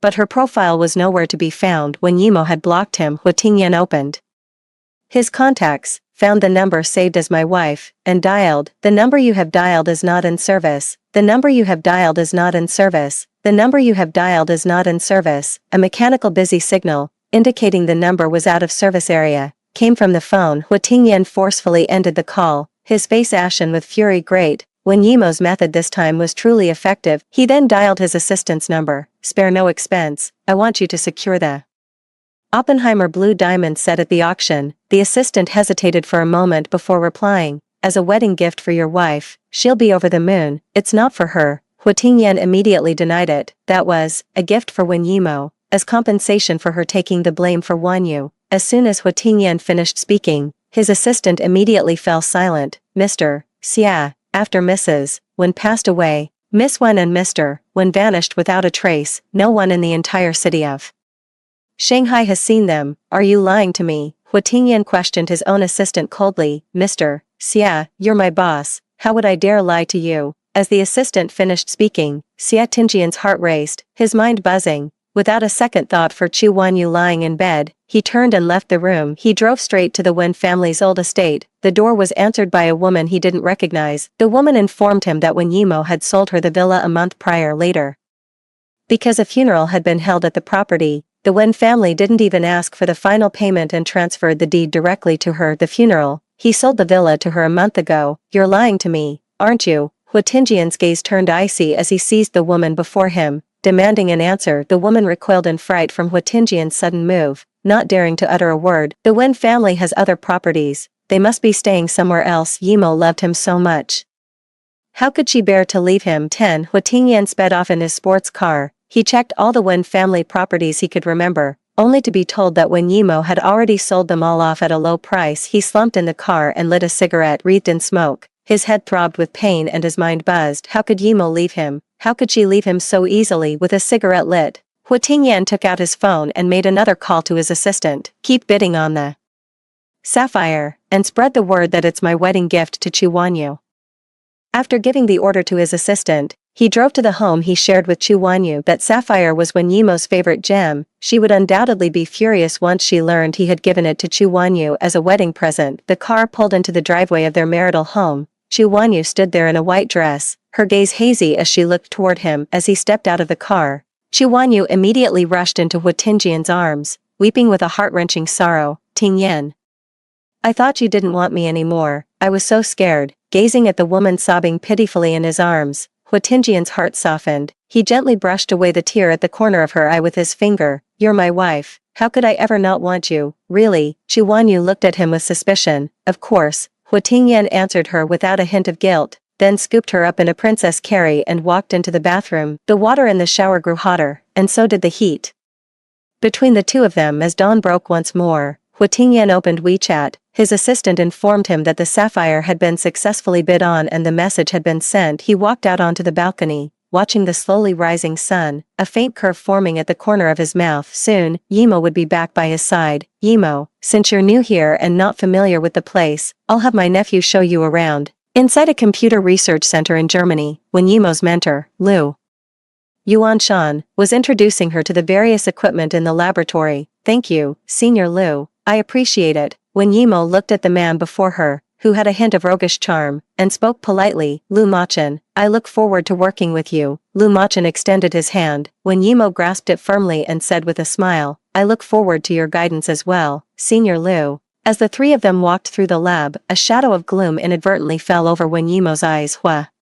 Ting Yin, back then, to marry you, she gave up a brilliant future and abandoned the computer science major she was so passionate about. It led to the wrongful and tragic death of her mother. Now, she will use the computer industry she loves most to avenge her mother. She will recover every piece of evidence of your and Chu Wanyu's crimes. 3 days later, Ting Yin, you're so wonderful. I can't believe you bought such a precious sapphire for me as a wedding gift, after seeing the viral short video about the Hui Group's CEO going to great lengths and spending a fortune to buy a sapphire for his beloved wife. Chu Wanyu was so overjoyed she leaped into Hu Tingjian's arms. His brow furrowed slightly for a moment before his expression smoothed over into calmness. As long as you like it. Hu Tingjian's words made Chu Wanyu even happier, and she couldn't help but kiss his lips. Wanyu, are you trying to get frisky in broad daylight? Soon, the two were tangled up in a playful tussle that didn't subside until nightfall. After kissing Chu Wanyu's forehead, Hu Tingyan took out his phone and stared at his assistant's WeChat message. The assistant still hasn't replied with any news about Wen Yimo. He gripped his phone tightly and sent a message. Ramp up the publicity about me buying the sapphire for Chu Wanyu.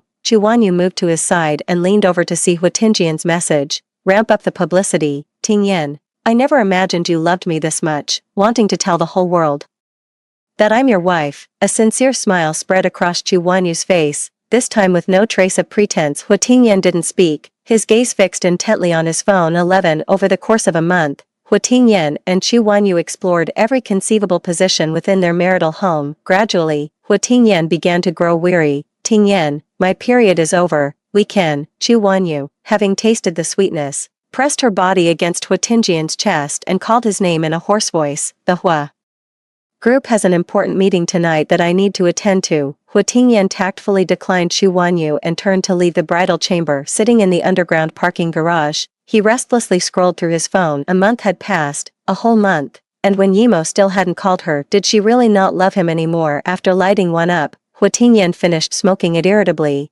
then opened his phone and sent a WeChat message to his primary physician. Please prepare a medical report stating that I have regained my memory. In the dead of night, Chu Wanyu sat on the bed wearing a black slip dress, gazing at Hu Tingyan with a dazed look in her eyes. Tingyan, you're finally back. Chu Wanyu's voice was coquettish, while Hu Tingyan's gaze was icy cold as he stood motionless in the doorway. Miss Chu, let's get a divorce. Hu Tingyan's words caused Chu Wanyu's body to freeze instantly, and she began to doubt whether she had heard him correctly. Miss Chu, my wife is Wen Yimo. Marrying you was never my true intention. The only person I love is my wife, Wen Yimo. If you only love Wen Yimo, then what am I to you? Just a plaything to amuse them when they're bored. Chu Wanyu glared at Hu Tingyan with venom in her eyes. Hu Tingyan, if you only love one person, then why did you pretend to have amnesia and be with me? You still have feelings for me, don't you? At this moment, all coquettishness vanished from Chu Wanyu's voice, leaving only a desperate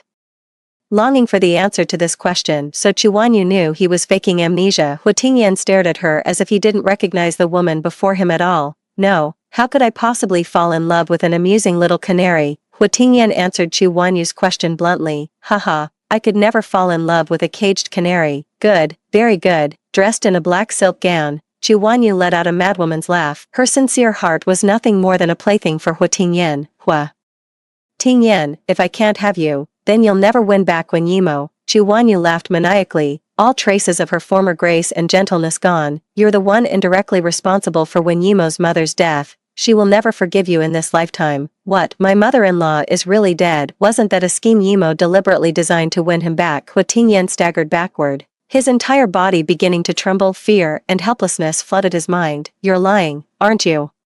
Finally, Hu Tingyan spoke up in a last-ditch struggle. Everyone in Shanghai knows that Mrs. Wen was stabbed at the hospital entrance by someone from Zhao family village and died from her wounds. You, Mr. Hua, are the only one who doesn't know. Chu Wanyu glared at Hu Tingyan with a ferocious expression, a cruel smile twisting her lips as she spoke. With a heavy thud, Hu Tingyan dropped to his knees right there on the floor, clutching his head in his hands. It was all true, his mother-in-law's death. It was all true. His brother wasn't fooled by Yimo.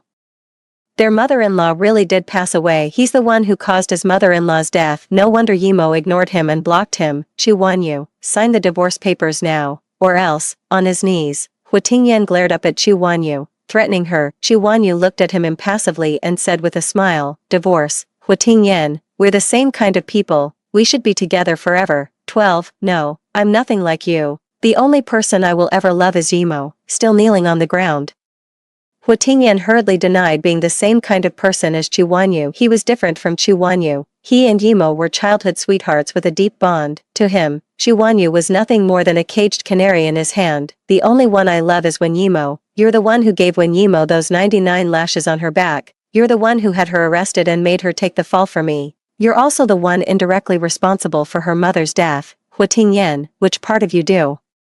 You think Wen Yimo could ever forgive? Every word from Chu Wanyu was like an iron needle, piercing deep into Hua Tingyan's heart. One stab at a time. He only wanted to force Yimo into agreeing to the divorce. He never imagined it would lead to such dire consequences. This is your last chance. Sign the divorce papers. With red-rimmed eyes, Hua Tingyan spoke coldly, his gaze fixed on Chu Wanyu like venom. Divorce. As long as I refuse, I will forever remain the legitimate Mrs. Xia, meeting Hua Tingyan's venomous gaze. Chu Wanyu did not flinch in the slightest, adamantly refusing the divorce. The position of Mrs. Xia was something she had fought hard to obtain. How could she possibly give it up so easily? Fine. The air around Hua Tingyan plummeted, and he uttered a single, ghostly fine. Chu Wanyu's venomous smile transformed into one of smug triumph. She slowly approached Hua Tingyan, cupped his face, and said, Tingyan, you must believe in my sincerity toward you. Hua Tingyan stared fixedly at Chu Wanyu. Immediately after, the Hua family's bodyguards burst through the door and bound her. Chu Wanyu stared at Hua Tingyan in utter shock. The bodyguards seized Chu Wanyu, who cried out in alarm, I am Mrs. Hua, how dare you lay a hand on me? The bodyguards exchanged uncertain glances, frozen in place,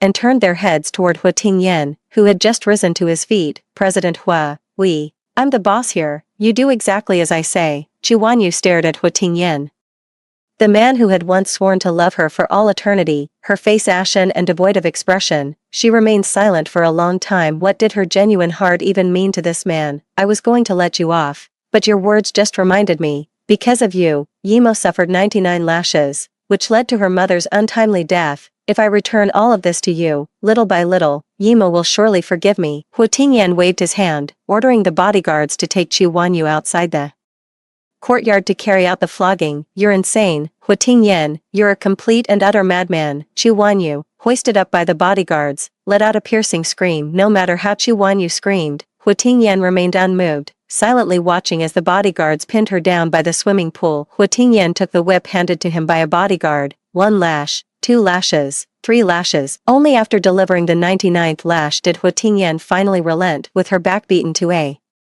bloody pulp, Chu Wanyu wore a savage grin and spoke weakly. Hua Tingyan, if you think Wen Yimo will ever forgive you, you're dreaming. Smack. The moment Chu Wanyu finished speaking, the bodyguard's hand cracked across her face. Blood welled at the corner of her mouth. Yet Chu Wanyu's savage smile remained. Hua Tingyan sent the video of him whipping Chu Wanyu 99 times to Wen Yimo's WeChat account. But the only response he received was a red exclamation mark. Bring Chu Wanyu's mother to me. Frowning deeply, Hua Tingyan waved his hand, instructing the Hua family bodyguards to bring Chu Wanyu's mother to his and Chu Wanyu's marital bedroom. For the next half-month, Chu Wanyu and her mother endured different forms of torment every day. Xia Tingyan would also send the video of the mother and daughter being tortured to Wen Yimo's WeChat. The only response he received was a cold red exclamation mark. Lock the mother and daughter in the basement, Hua Tingyan commanded the bodyguards. 12.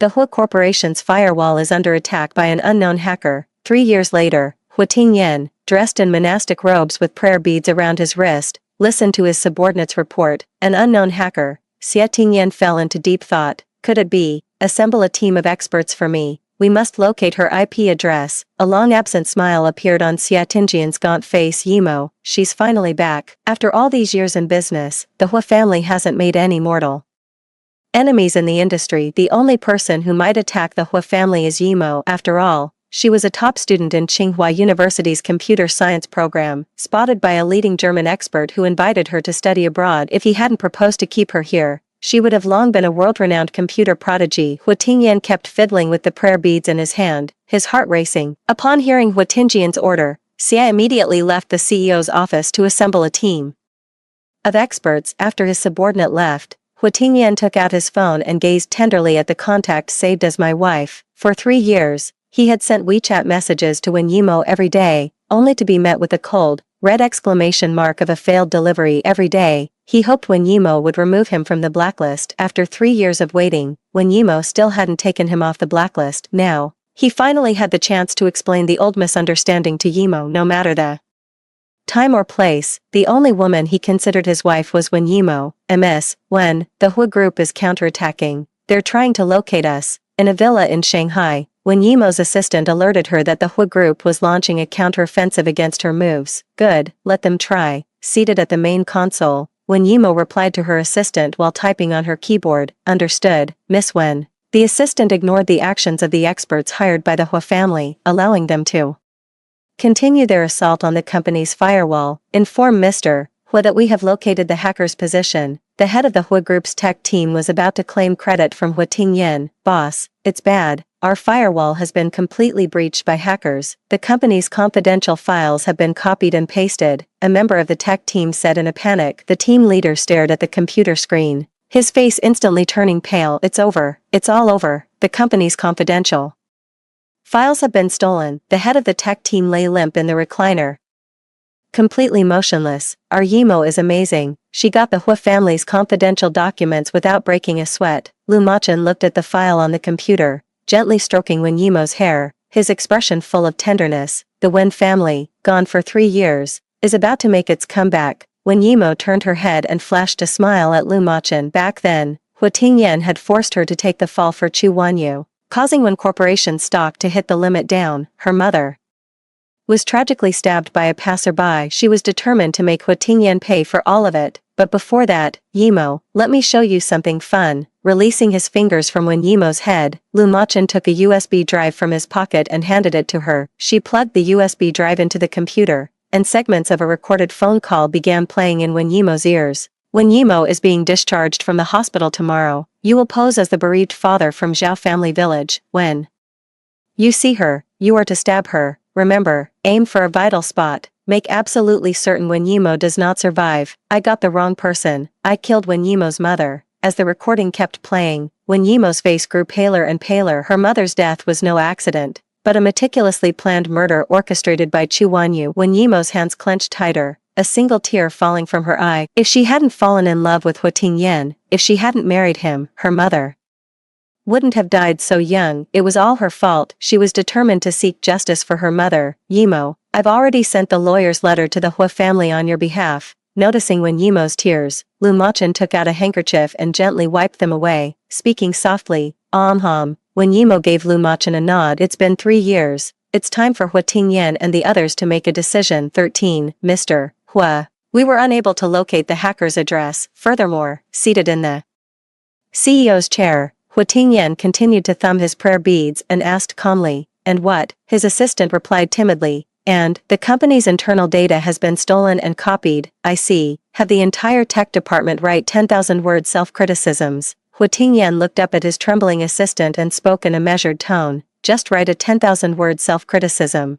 The assistant's body was still trembling as he stared at Hua Tingyan in disbelief. You'd better leave the office before I change my mind. Fingering his prayer beads, Hua Tingyan's mind was filled with Wen Yimo's lively, lovely face as he pondered how to explain the matter of Chu Wanyu to her. As long as he sincerely reflects on his mistakes and apologizes, Yimo will definitely forgive him. Seeing the temperamental CEO, who had been cold and unpredictable ever since Miss Wen left, finally change his demeanor, the assistant immediately fled the office, afraid he might change his mind. Oh, and bring me that set of sapphires. Before the assistant could even leave the CEO's office, Hua Tingyan's words immediately reached his ears. The assistant nodded and promptly left the CEO's office. It's been 3 years. Has Yimo lost weight or gained some? Hua Tingyan kept picturing what Wen Yimo would look like when he saw her again. Knock, knock, knock. The door to the president's office was knocked on once again. Hua Tingyan's brow was furrowed, a hint of impatience showing. Come in, a female secretary scurried nervously up to Hua Tingyan and produced a delivery slip. Mr. Miss Wen Yimo is suing you." The secretary's voice grew softer and softer, until she was almost too afraid to speak. Miss Wen Yimo was the absolute apple of Mr. Was I. Now that she was suing him, the secretary couldn't even imagine how terrible he must be feeling. She's suing me. His fingers, which had been toying with the prayer beads, stilled. Huatingyan's gaze suddenly turned. Icy, then a faint, almost imperceptible smile touched his lips. He had been unable to locate Yimo all this time, leaving him with no way to explain the past misunderstanding to her. Now, this very lawsuit had conveniently revealed Yimo's whereabouts to him. He no longer needed to exhaust himself searching for her. Huatingyan dismissed his secretary from the CEO's office with a wave of his hand. 3 days later, the trial for the case in which Huatingyan framed Wen Yimo, leading to her mother's death, officially commenced. 14. Yimo. In the courthouse corridor, Huatingyan, dressed in a tailored suit and wearing their wedding band on his finger, called out Wen Yimo's name with bitter anguish. "Why isn't your wife, Chu Wanyu, by your side? I have some business with her." Wen Yimo glanced around several times but saw no sign of Chu Wanyu, leaving her deeply puzzled. "Yimo, you are the only one who will ever be my wife. I was deceived by Chu Wanyu back then because I had lost my memory. I've already punished Chu Wanyu and her daughter." After saying this, Huatingyan walked straight to Wen Yimo's side and played her the video of him tormenting Chu Wanyu and her daughter. After watching a segment of the video, Wen Yimo immediately pushed Huatingyan away. This man was even more terrifying than she had imagined. Back then, he was willing to sacrifice the entire Wen family for Chu Wanyu. Now that he no longer loves her, he feels free to torment Chu Wanyu and her daughter without a second thought. He truly has no heart. Yimo, unprepared for Wen Yimo to shove him away, Huatingyan staggered back a few steps. He looked at her with profound loss, desperate to explain that he hadn't meant for things to turn out that way. It was just amnesia. "Huatingyan, were you really suffering from amnesia back then?" Wen Yimo looked at Huatingyan with a playful gaze as she questioned him. Yimo found out he was faking his amnesia. Impossible. That matter was handled flawlessly back then. "Yimo, I was truly suffering from amnesia back then. That's the only reason I was deceived by Chu Wanyu. Don't you know how much I love you?" Steadying himself, Huatingyan straightened his custom-tailored suit and spoke without a trace of guilt. "Impressive, Huatingyan, your acting skills have truly reached new heights, with a performance worthy of an Oscar. It's no wonder I was completely fooled by you back then." After Wen Yimo uttered these words coldly, she picked up her briefcase and headed towards the courthouse. Whether Huatingyan admits it or not, the fact remains that he framed her for murder. It is an undeniable fact that her mother died because of him. If it weren't for her teacher's extensive connections, she might have been sentenced to life imprisonment. Now, all she wants is to seek justice for the years of injustice she has suffered. Watching Wen Yimo turn away, Huatingyan sprinted forward, trying to grab her hand. Snap! Huatingyan's outstretched hand was immediately slapped away by Lu Machin. Huatingyan glared at Lu Machin, who had suddenly appeared in his line of sight. "Who are you?" Huatingyan clenched his fist, feeling an inexplicable hostility towards Lu Machin. "I'm Yimo's boyfriend. Nice to meet you, ex-husband." Faced with Huatingyan's open hostility, Lu Machin's gaze sharpened, and he introduced himself point-blank. "Boyfriend, you're lying. Yimo loves me so much. There's no way she'd fall for someone else." Huatingyan swung both fists, aiming straight for Lu Machin. Lu Machin promptly returned the favor, slapping Huatingyan right back. In an instant, the two men were grappling with each other. "If you two would like to be detained, by all means, continue." Just as they were about to escalate the fight, court staff appeared before them and intervened with a worried expression. Wen Yimo immediately went to Lu Machin's side, took out a handkerchief, and gently wiped his wound. "He's just a lunatic, Machin. There's no need to get worked up over him." As she tended to Lu Machin's wound, Wen Yimo gently reminded him, "Just a lunatic." 15. In Yimo's heart, he had become nothing more than a nuisance. Huatingyan stared fixedly at Wen Yimo and Lu Machin. As Wen Yimo continued to gently tend to Lu Machin's wound, Lu Machin gazed at Wen Yimo with infatuation, then leaned in and whispered something in her ear, causing her to blush and playfully pound his chest. Huatingyan's face was a mask of utter humiliation as memories of his time with Wen Yimo in university flooded his mind. Back then, he could make Wen Yimo blush with a simple tease, sending her flustered and fleeing. But now, it was someone else who stood by her side. It was all a lie. Every bit of it. Yimo had staged the whole thing, hiring actors just to deceive him. They were so deeply in love. How could Yimo just give up on him? Huatingyan stared blankly at the two people before him, unable to believe that Wen Yimo would ever abandon him. Treating Huatingyan as if he were air, Wen Yimo took Lu Machin's hand and walked into the Courtroom. The courtroom was solemn and silent, yet Huatingyan's gaze never left Wen Yimo's side. Mr. Huatingyan, do you have any explanation regarding the evidence submitted by Ms. Wen Yimo? Wen Yimo submitted the intersection surveillance footage from the Zhejiang demolition to the judge. After verifying the video's authenticity, the judge questioned Huatingyan in the video. Personnel from the demolition department can be heard shouting, "Hua Corporation demolition, clear the area. Immediately, you get hurt. It's your own fault. I am Chairman Hua's father-in-law. Anyone who dares to cross me won't be able to survive in Shanghai. Your Honor, residents from Zhao Village informed me that my father-in-law was involved in a forced eviction. As I was still married to Ms. Wen Yimo at the time, I naturally assumed it was her father who was responsible for the violent demolition. Ms. Wen Yimo was suffering from severe sepsis at the time and was in no condition to explain the situation to me. That is why I had her taken to the police station to confess. Huatingyan calmly explained the course of events to the judge. After Huatingyan finished speaking, Wen Yimo was not surprised. Huatingyan has always been this shameless. Ms. Wen Yimo, do you have any other evidence to submit regarding this matter? Huatingyan's words easily cleared him of suspicion, prompting the judge to ask Wen Yimo once more if she had any other evidence. Yes, Your Honor, Wen Yimo promptly submitted a piece of audio evidence. I refuse. Do you no longer care about the Wen family's interests?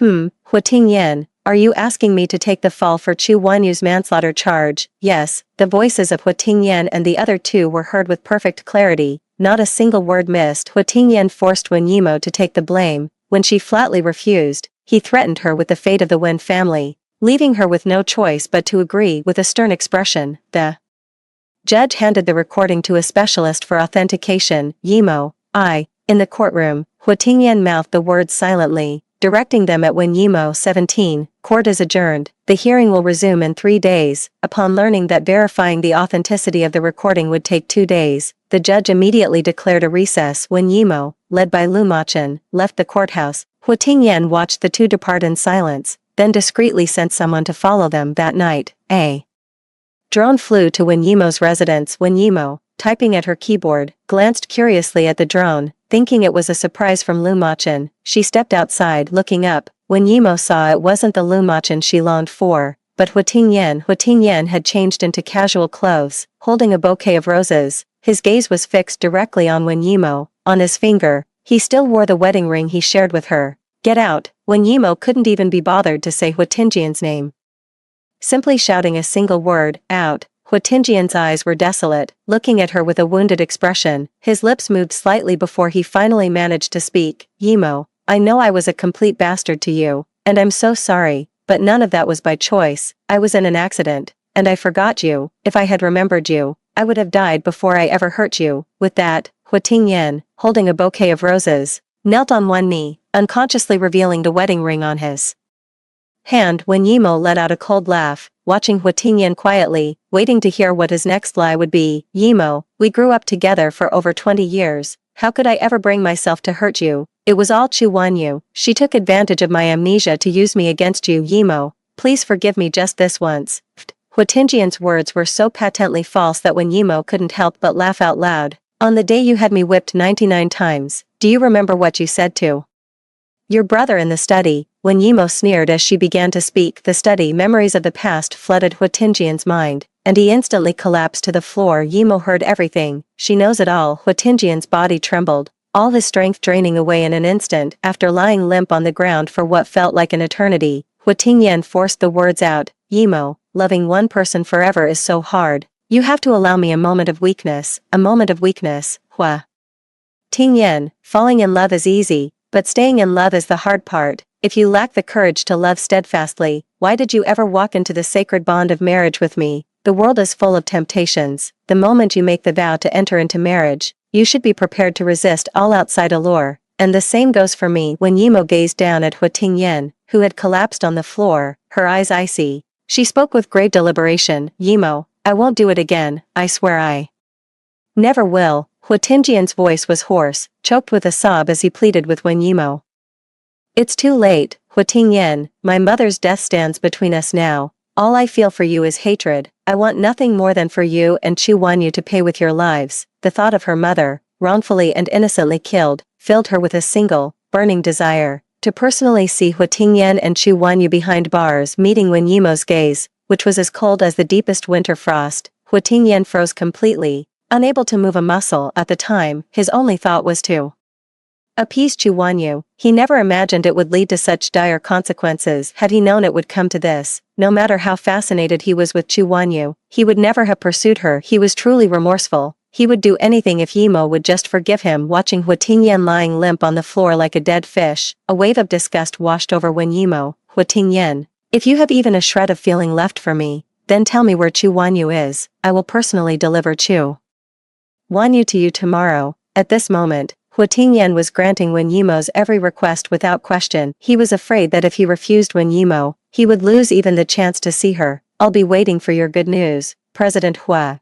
After saying those final words, Wen Yimo walked straight into the room and slammed the door shut. At that moment, the drone descended, carrying Wen Yimo's favorite osmanthus cake and a handwritten apology letter from Hua Tingyan. Unfortunately, Wen Yimo no longer cared, just as she no longer cared about Hua Tingyan himself, indifferent to whatever his drone was delivering. 18 The next day, at noon, Hua Tingyan indeed sent his bodyguards to bring Chu Wanyu as promised. Chu Wanyu was covered in wounds, both large and small. Her face was haggard, as if she had aged a decade in an instant. Wen Yimo, you actually came back. The moment Chu Wanyu saw Wen Yimo, her emotions were a tangled mess. It was as if she had found her last lifeline, yet also as if she was staring at her most hated enemy standing right beside her. This is my hometown. What's wrong with me coming home? Holding a cup of coffee, Wen Yimo took a gentle sip before speaking. And no, it's not a problem. I was just wondering where you've been hiding for the past 3 years. That lunatic Hua Tingyan searched for you the entire time and came up empty. Glancing down at the wound on her own arm, Chu Wanyu's tone turned venomous. If Wen Yimo hadn't run off for 3 years, she wouldn't have had to suffer so much for nothing. What's it to you? After taking a sip of her coffee, Wen Yimo shot Chu Wanyu a mocking glance and said, seeing Wen Yimo like this sent a chill down Chu Wanyu's spine. She had a distinct feeling that Wen Yimo was different now, exuding an aura that was downright chilling. Setting the coffee cup down on the table, Wen Yimo walked up to Chu Wanyu and slapped her across the face with all her might. A sudden, sharp slap across the face left Chu Wanyu utterly stunned, staring at Wen Yimo in bewildered confusion. Wiping his hand, Wen Yimo struck Chu Wanyu across the face once more. Chu Wanyu stared at Wen Yimo in terror. Don't be afraid, you owe me a debt, Chu Wanyu, and I haven't even collected the interest yet. Wen Yimo gripped Chu Wanyu's chin, hissing like a malevolent specter. Slap, slap, slap. Then, the sound of countless slaps echoed through the room. It only stopped when Wen Yimo grew too exhausted to continue. Her face flushed red. Chu Wanyu stammered, her words slurred and barely intelligible. The one who truly hurt you, Wen Yimo, is Hua Tingyan. Without his backing, how could a commoner like me ever drag the lofty Miss Wen down from her pedestal? Hua Tingyan is next. After Chu Wanyu finished speaking, Wen Yimo's assistant handed her an agreement for the Wen family's relisting on the Shanghai Stock Exchange. Wen Yimo signed the document swiftly, then kicked Chu Wanyu. Crying out in pain, Chu Wanyu collapsed to the floor, clutching her swollen belly. Wen Yimo watched her disheveled state with a cold gaze, slowly walking up to her before whispering, I've already found the hitman you hired. Wen Yimo turned and left with an air of cool detachment. Impossible, Wen Yimo, there's no way you could have found him. In the living room, Chu Wanyu shrieked like a madwoman. Impossible, no one will ever find out about this, Chu Wanyu kept muttering to herself. 19 In the days leading up to the trial, Wen Yimo would receive small gifts. These were all her favorite gifts from before. Without a second thought, Wen Yimo donated all these gifts to the orphanage in the whole of Shanghai. Aside from Hua Tingyan, no one else would be so idle as to send her gifts. Watching gift after gift that she had donated to the orphanage, Wen Yimo thought Hua Tingyan must have a few screws loose. He never appreciates what he has, but he sure does cherish the one who's not by his side. Most people call this kind of behavior pathetic. I'll go to court with you today, Yimo. I'm afraid Hua Tingyan might go crazy. Dressed neatly, Lu Machan planted a kiss on Wen Yimo's forehead and said softly. Wen Yimo squinted at Lu Machan and gave a faint smile. If he didn't see you, Hua Tingyan might not lose his mind, but if he sees you, he'll definitely go crazy. But what does Hua Tingyan's madness have to do with her? Wen Yimo, if he wants to lose his mind, let him. Holding Lu Machan's hand, Wen Yimo took the document folder and drove with him to the courthouse. At the courthouse, Wen Yimo saw Hua Tingyan once again. Compared to 3 days ago, he looked much more haggard. Yimo, I know I've wronged you in the past. I will spend the rest of my life making it up to you. I hope you can forgive me. the moment when Yimo appeared, Hua Tingyan spoke in a hoarse, utterly abject voice. Unless my mother can come back to life, I will never forgive you in this lifetime. When Yimo stared coldly at Hua Tingyan if she forgave Hua Tingyan, she would be betraying her deceased mother. Yimo, Hua Tingyan spoke again, his tone even more abject than before. President Hua, you'd better think about how many years the judge is going to sentence you to first. When Yimo cut off what Hua Tingyan was about to say next, it was just the usual apologies, begging for her forgiveness and that sort of thing, even if Hua Tingyan wasn't tired of saying it. When Yimo was already sick of hearing it, holding Lu Machen's hand, when Yimo walked straight into the courtroom standing rigidly, Hua Tingyan watched when Yimo and Lu Machen's happiness like a pathetic clown peering at someone else's joy. Let's go in, Mr. Hua, the lawyer, a seasoned veteran, said calmly. From Hua Tingyan's demeanor, he had already guessed they were bound to lose the case today as soon as the trial began and the judge declared the recording submitted by Wen Yimo to be authentic. Hua Tingyan immediately pleaded guilty. The members of the jury looked at Hua Tingyan in astonishment, but there was nothing they could say. His guilty plea was now a matter of record. After a half-hour recess, the judge sentenced Hua Tingyan to 5 years in prison. Hua Tingyan did not file an appeal as Hua Tingyan was declared guilty. Xian Wenshur announced its reopening in Shanghai. Many industry leaders came to show their support. Hua Tingyan was taken away directly by court officials, without even a moment to say a word to Wen Yimo. Over the next 3 months, the new Wen Group, with its precise positioning, poached many of the Hua Group's key clients. Compounded by the nationwide scandal surrounding the Hua Group's leader, the company lost the support of the general public. Its stock price plummeted continuously, leaving the entire enterprise teetering on the brink. Many board members decided to proceed with bankruptcy restructuring, and in the process, sever ties with Hua Tingyan. Chu Wanyu, how have you been lately? After dealing with the Hua family affairs, when Yimo arrived at a small apartment and inquired of an even more haggard-looking Chu Wanyu 20, Wen Yimo, seeing Wen Yimo again, Chu Wanyu was as terrified as a mouse cornered by a cat. She thought she had already escaped. How could Wen Yimo have found her? She had even used a fake ID to board the train and leave. You seem surprised to see me. Wen Yimo flashed a wicked smile at Chu Wanyu. Chu Wanyu looked as if she'd seen a ghost in broad daylight and tried to dash into the kitchen to hide, but she didn't make it. Wen Yimo, I clearly escaped. How could you possibly have found me? Chu Wanyu broke down in tears. She didn't want to die. She really didn't want to die. She was so young. Let you taste a moment of relief, only to plunge you into despair. That's the most agonizing way. When Yimo grabbed Chu Wanyu by the hair, holding her still as she spoke. Over the past 3 years, driven by the need to avenge her mother, Wen Yimo didn't just master computer technology, she also trained in Sanda and Muay Thai, all to make Chu Wanyu and Hua Tingyan pay the price they deserved. Wincing in pain, Chu Wanyu looked at Wen Yimo, tears streaming down her face as she pleaded, Wen Yimo, I know I was wrong. I truly know I was wrong. Please, let me go. Okay, I don't want to die. As she spoke, Chu Wanyu dropped to her knees before Wen Yimo with a thud. She's only 27, with her whole life ahead of her. She absolutely cannot die in prison. Spare you. Did you ever think of sparing me when you hired someone to kill me? Chu Wanyu, go to hell and atone to my mother. Watching Chu Wanyu kneeling on the ground, begging and pleading, Wen Yimo felt no pity. If she spared her, who would spare her own mother? Wen Yimo called for 2 bodyguards to take Chu Wanyu back to Shanghai. Chu Wanyu struggled desperately, but it was all in vain. Unlike Hua Tingyan, who had a professional legal team advising him, Chu Wanyu's case was much more straightforward to adjudicate. For inciting your parents to carry out violent evictions and hiring assassins, resulting in loss of life, this court sentences Chu Wanyu to death. The sentence is to be carried out in 1 week. As Chu Wanyu's sentencing concluded, Wen Yimo, utterly exhausted, leaned into Lu Machen's arms. Lu Machen swept Wen Yimo up in a bridal carry and strode out of the courthouse. Yimo, you can finally get some proper rest. In the speeding Maybach, Lu Machen whispered gently into Wen Yimo's ear, lulled by the deep, soothing sound of his voice. Wen Yimo sank into a deep sleep. On the day Chu Wanyu was executed, Hua Tingyan desperately insisted on seeing Wen Yimo one last time. Wen Yimo had no choice but to visit Hua Tingyan in prison. When Hua Tingyan emerged, he looked utterly haggard. His hair was shorn to a buzz cut, and he wore a prison uniform. Gone was the overbearing aura of the Hua family's head. He looked like a pitiful, abandoned soul. Yimo, Chu Wanyu is dead. Hua Tingyan's voice had aged considerably. Wen Yimo could tell just by listening that he had suffered a great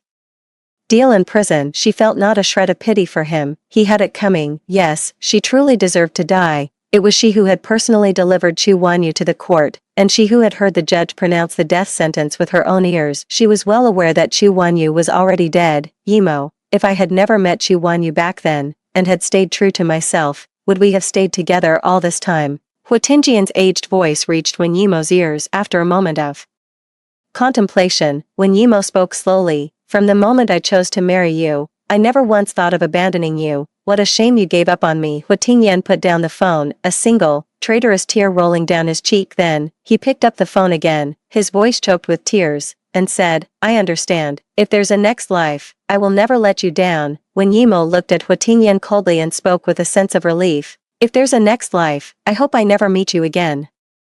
Hua Tingyan hung up the phone, his eyes rimmed red as tears streamed down his face. When Yimo didn't want to see Hua Tingyan's pitiful, whimpering state, she turned and left. Having said all she needed to say. From that day forward, she would have nothing more to do with Xie Tingyan. That evening, fireworks lit up the sky outside the villa where Wen Yimo lived. Amidst the crackling fireworks, Lu Machan entered Wen Yimo's room, took her hand, and led her out into the garden. The garden path was lined with all manner of flowers. Hand in hand, Lu Machan guided Wen Yimo step by step toward the proposal scene he had prepared. "Yimo, marry me. I promise to cherish you for the rest of my life." Lu Machan knelt on one knee and produced a blue diamond ring. "Machan, When Yimo hesitated, her words faltering, "This is a prenuptial agreement. If we ever divorce, all of my assets will be yours. I'll leave with nothing." "That's not it." When Yimo's expression grew even more conflicted, "This is a signed divorce agreement. If you ever don't want to be with me anymore, you can leave immediately." Lu Machan proposed to Wen Yimo with utmost sincerity, but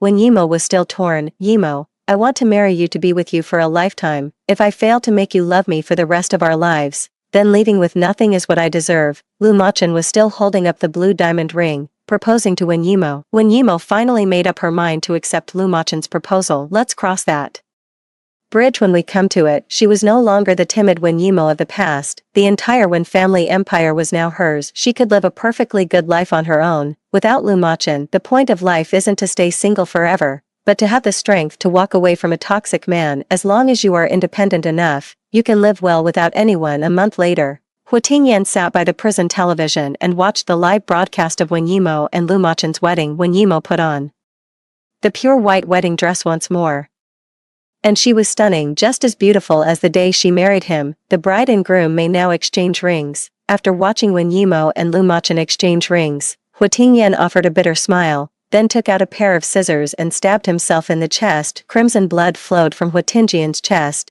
In his fading vision, he seemed to see the 20-year-old Wen Yimo waving to him. "Yimo, you must be happy in this life. In the next, you surely won't meet a scumbag like me. Help.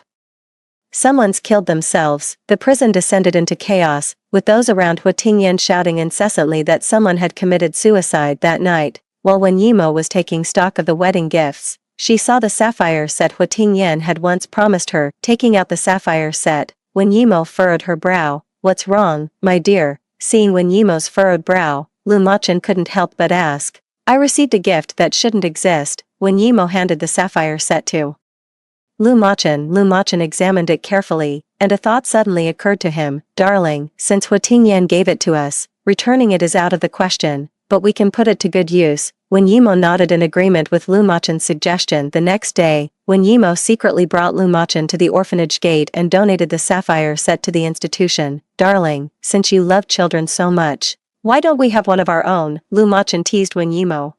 That depends on your performance," Wen Yimo said to Lu Machan with a tsundere attitude. "Was it about tonight's performance?" Lu Machan said calmly. Wen Yimo fled with a flushed face. She never imagined that Lu Machan, who always seemed so proper, could be so mischievous after marriage. "Darling, don't leave. If you go, I'll have no wife." Lu Machan hurriedly chased after Wen Yimo. Wen Yimo ran even faster. Unfortunately, she was finally caught by Lu Machan. "Haha, got you. Now you have to have a baby with me." The end.